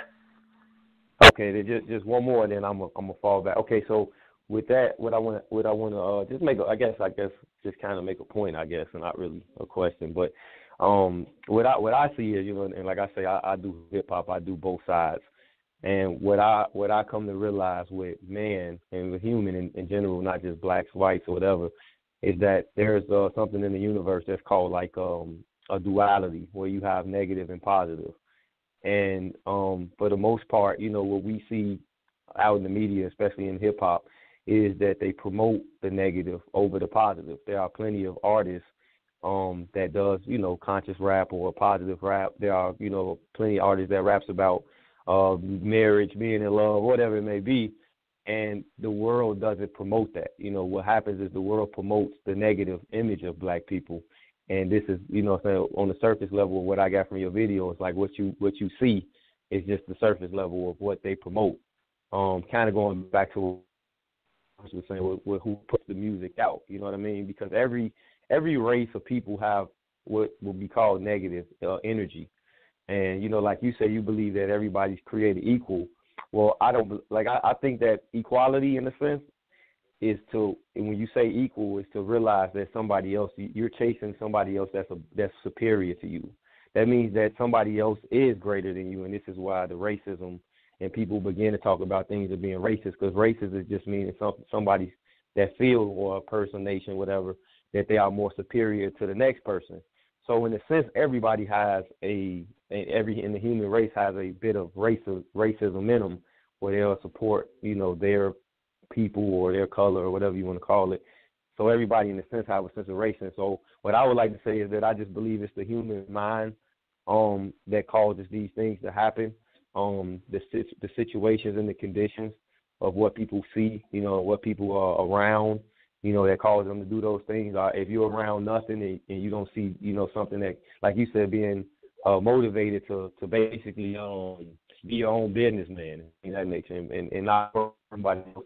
You don't see that, then there's no way you can strive for that. You know what I mean? If it's not in you, there's definitely no way you can strive for that. So I just want to say, it was a good dialogue. I really, was hoping it would have stayed on kind of like the topic of the video and things of that nature. But I appreciate, everybody's time, and I'll continue to listen in. Thank you for that, Bleedo. For those who just joined us, we're definitely going to come to the callers. We are having a discussion. This is the 40th installment of the round table. We're talking about quote-unquote issues in the black community.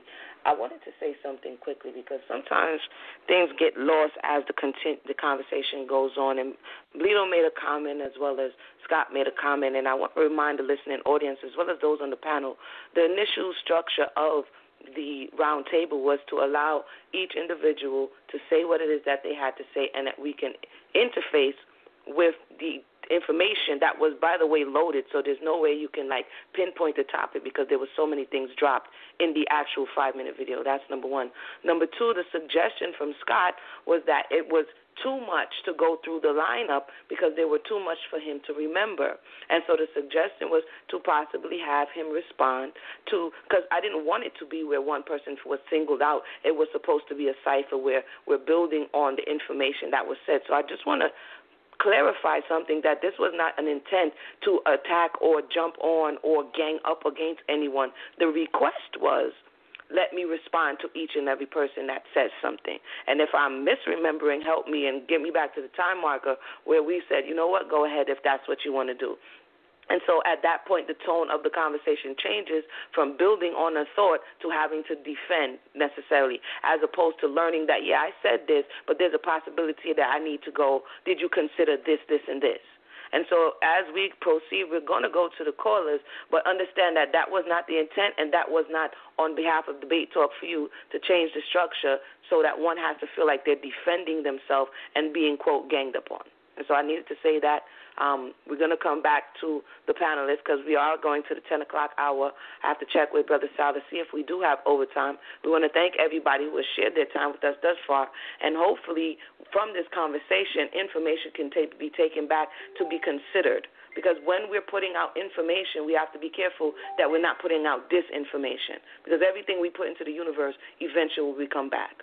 And so I'm going to go to Brother Sal right now. We have a caller on the line. Brother Sal, the mic is yours. All right, let's go to the caller. Let's go to 678-497. You're live. Shalom, everyone. Shalom. PC Scott. This is Marielle, the Yahoo. Wanted to kind of chime in a little bit onto what I've heard and also my thoughts. Hopefully I don't shake up no feathers or anything like that. But I'm kind of in a neutral stance because I actually understand Scott's points of view, especially even when I'm coming from the video. But I do also recognize the fact that us as a in the black community, we have had a disadvantage for a very long time. Just coming up, from slavery through the civil rights movement, and even a little bit after, we do experience still some type of setback as a people. But I also want to kind of speak to the black community because I have been dealing with this issue for a minute now, or kind of like reflecting on the issue for a minute now, that we kind of have this whole idea that we are still kind of slaves, or we are still kind of seem like we are low in the totem pole type. But it all comes down to individuals. Like at the end of the day, it's not really about statistics or anything like that. It's about what it is individual doing. Like I'm gonna give an example. Like I was in the military for a couple of years. Come to find out, like, I got a call not too long ago from one of my upper ranks who kind of got out and stuff like that, and they were saying that they was trying to get you out from since you got there, since you got to that base, they've been trying to get you out the military. They've been trying to find ways to get you out, all because I was black. So I have experience, and I just found out, and it kind of hurt because I never really experienced any type of racial issues or anything like that coming up or growing up or anything like that. And then get into the military or whatsoever, and they actually come to find out that I was targeted just because of my skin or because of who I am or whatsoever. Even though I'm a crime, I was helpful to them a lot. Had some kind of hiccups or stuff like that, but still, minor hiccups where people were like, oh, that's nothing. You got kicked out for that, or you got kicked out for, and come to find out, it all was coming down because they had to have their looks on me the whole time. But when I got out, I didn't really let that hold me back as an individual. I still kind of, brushed that off and let them keep and kept on going, moving forward, and trying to find me as a better person. So just allowing that to hold me back, or be mad about another race because of that. Or try to seem like, oh, well, no, everybody's after me, and trying to have that mentality. So, as an individual, we need to actually, or as a community, we need to actually step up and take our own hands to actually do it. And so I've kind of been agreeing with Scott when he's saying that, well, instead of trying to go after another job, make your own business. And that's what I'm in the process of doing right now, is trying to get my own business started, start my own trucking company. I'm trying to do that. And also with the music industry, and it's funny. It's funny though. The funny thing is that I do see a lot of people out here who are trying to get into the music industry. But when you hear their music and the type of music, and they have no record label, there's no, they're not signed to anybody. They just making music because they're saying that it's fun for them or whatever. But the type of music that they even put out still promote. It's still the same type of music that's on the radio. They still talking about drugs, they still talking about killing and stuff like that. And I'm like, okay, well, you're not bound to anybody, and you're still producing this kind of music. So it's kind of like a psychological thing. Whether we grew up to it, but we don't have to stay in that. We grew up, or people take music or something because that's their passion or something like that, and then look at the type of music they put out. And I'm not saying that every single music or every single person who's trying to produce their music or whatsoever is doing that, because there are a handful of people out there who actually are putting out kind of music, and yes, they're not getting out there, but we do have artists like J. Cole, Danny Glover.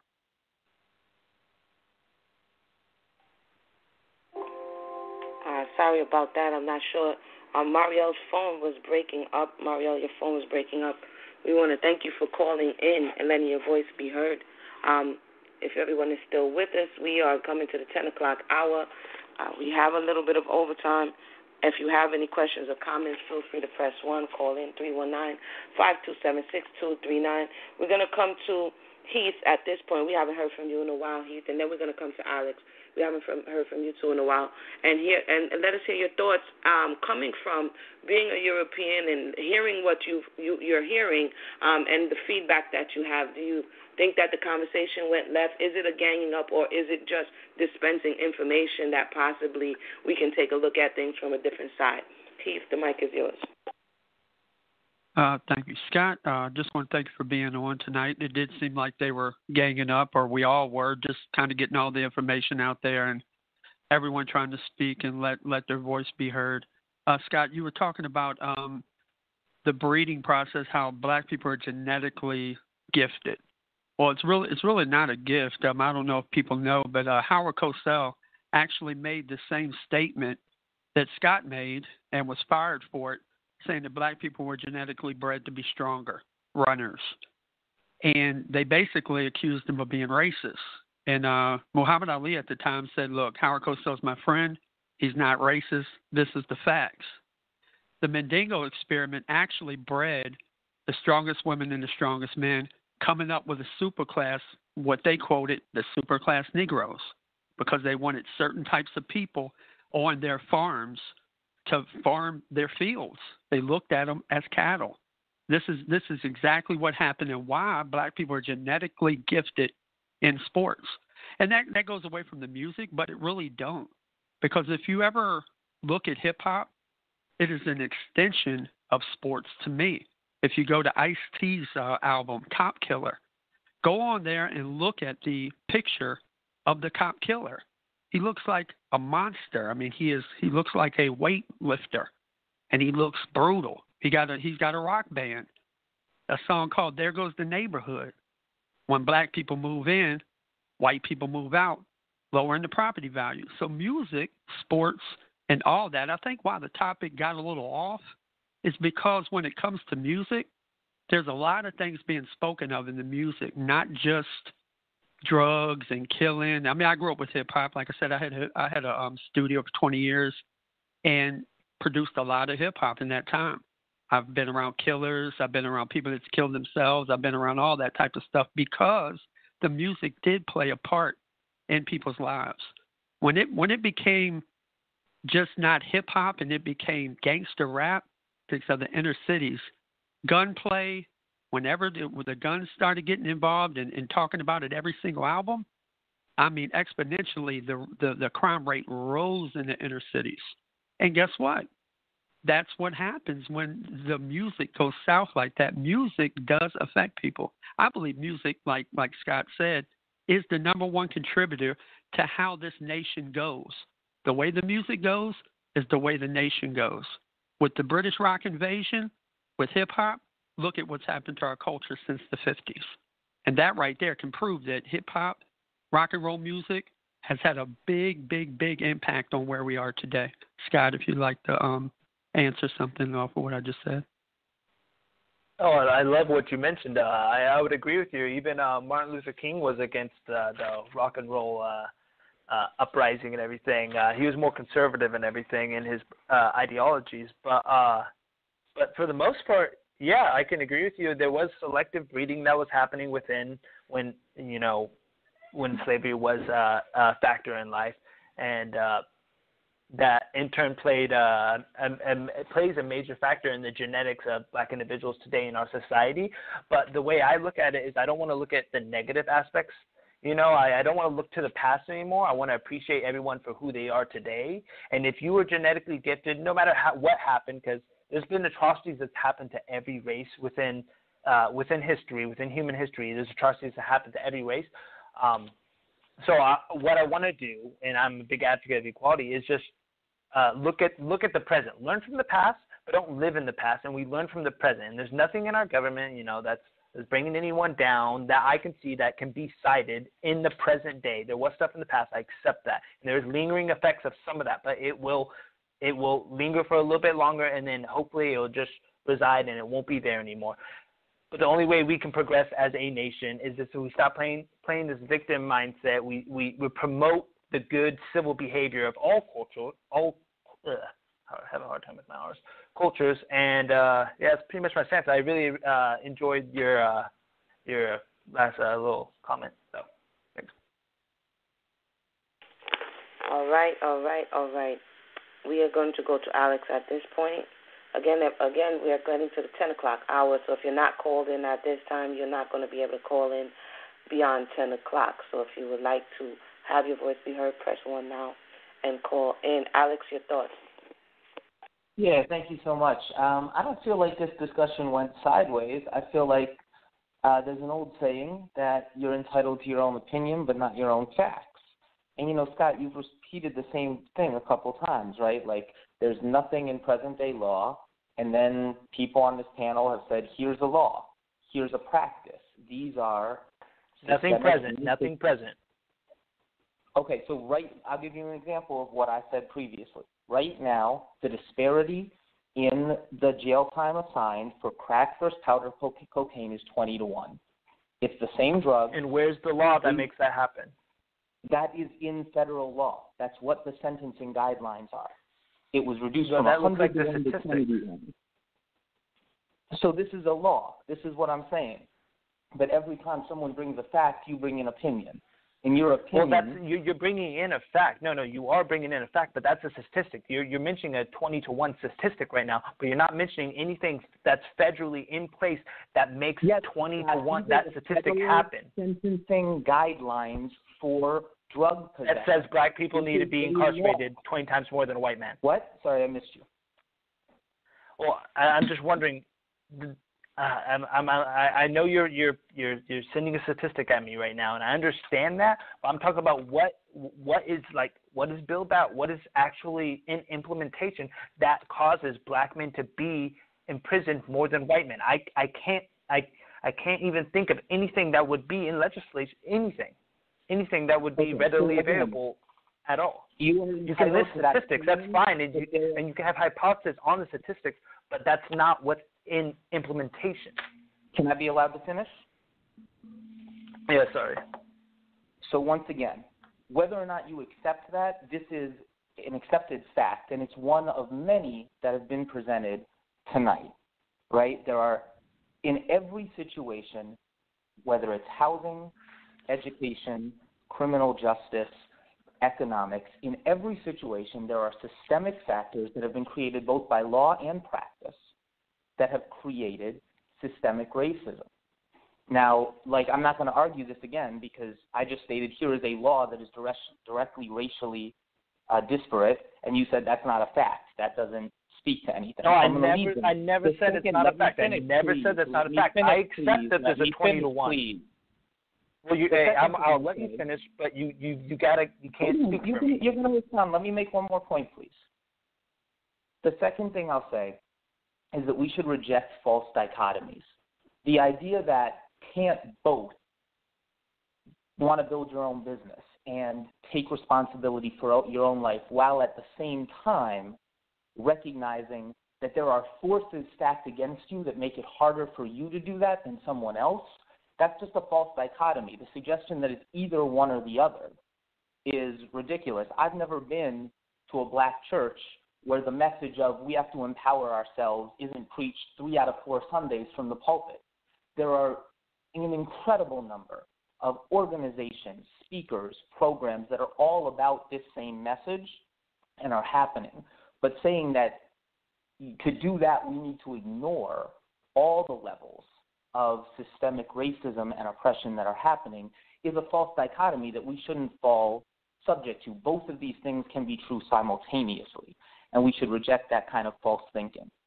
And I think that that's important. The last thing that I'll just leave as another fact, the violence rate for poor city-dwelling African Americans is actually slightly lower than poor city-dwelling white people. So the situation we should actually be talking about is, one, it's probably not surprising that the people most likely to commit crime are poor people in cities. Poor folks face lots of oppression, and when you're in cities, there's more people just jammed together. So the question we should really be talking about is, what is it that's created so much urban poverty in the black community? And once again, this isn't black culture. So I'll leave it there. There's a lot more we could have said, but I also want to make sure other folks have a chance to speak, and I know we are at 10 o'clock.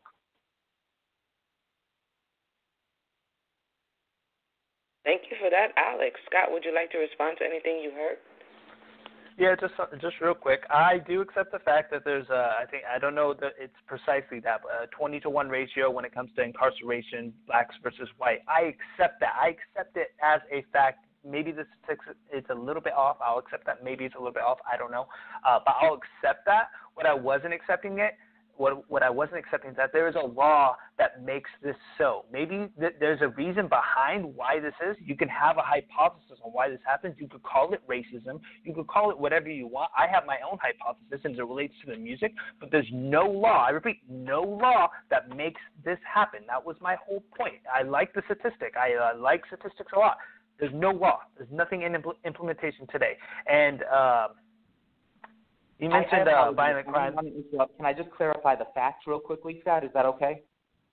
Yeah, sure. I would love that. The fact is not that it's 20 times more black people are incarcerated than white people. The law is that you have to have 20 times as much powder cocaine to get the same punishment as if you had crack cocaine. And these are the same drugs. They're both cocaine. The only difference is baking soda and the fact that 80% of crack cocaine users are black, 75% of powder cocaine users are white. So again, the law says for the same drug, the version of it white people use, you have to have 20 times as much to get the same punishment. That is the law, which will undoubtedly result in a racial outcome.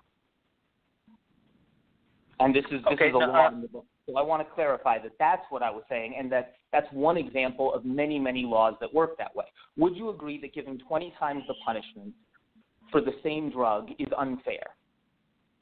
I would absolutely agree that for the same punishment, 20 times more punishment would be 100% fair, but it's not. It doesn't matter what the punishment is. It matters. Okay, what was I going to say? It doesn't matter what skin color you are. You can have a rock or powder and be white or black. It just so happens that there's more black people that are using the rock than the powder. Maybe there's something more to that. I don't know exactly, but you can't just say it's just racist and that's the government trying to get. Maybe it is. We can look more into it. Yeah, there's probably other factors at play. Maybe it's the manufacturing process that makes it more risky, and the government wants people to stop doing that because it makes it more risky, or there's more of a chance of it being meth or something. I don't know precisely, but there's nothing racist about that. Granted, black individuals are going to pay more time for that situation, but I don't see anything leading directly to racism. A good hypothesis, though. I mean, I would have to look more into it, but it doesn't scream racism at me. Wow. Wow. I'm gonna go to the next panelist. Again, if we have any callers out there, feel free to press 1. At this time, we're going to go to Sister Mayanah. Hopefully we can, get some thoughts out, and you can have some response, and then we're going to come to Brother Anonymous, and then see if Bleedo would like to chime in, and if he'd like to which the conversation is going at this time. So, Sister Mayanah, is there anything that you would like to share at this time with Scott from what you've heard that he can respond to at this time? I heard the question about why it could be that crack cocaine carries a stiffer penalty, and the assumption or the belief that perhaps it's not connected to race.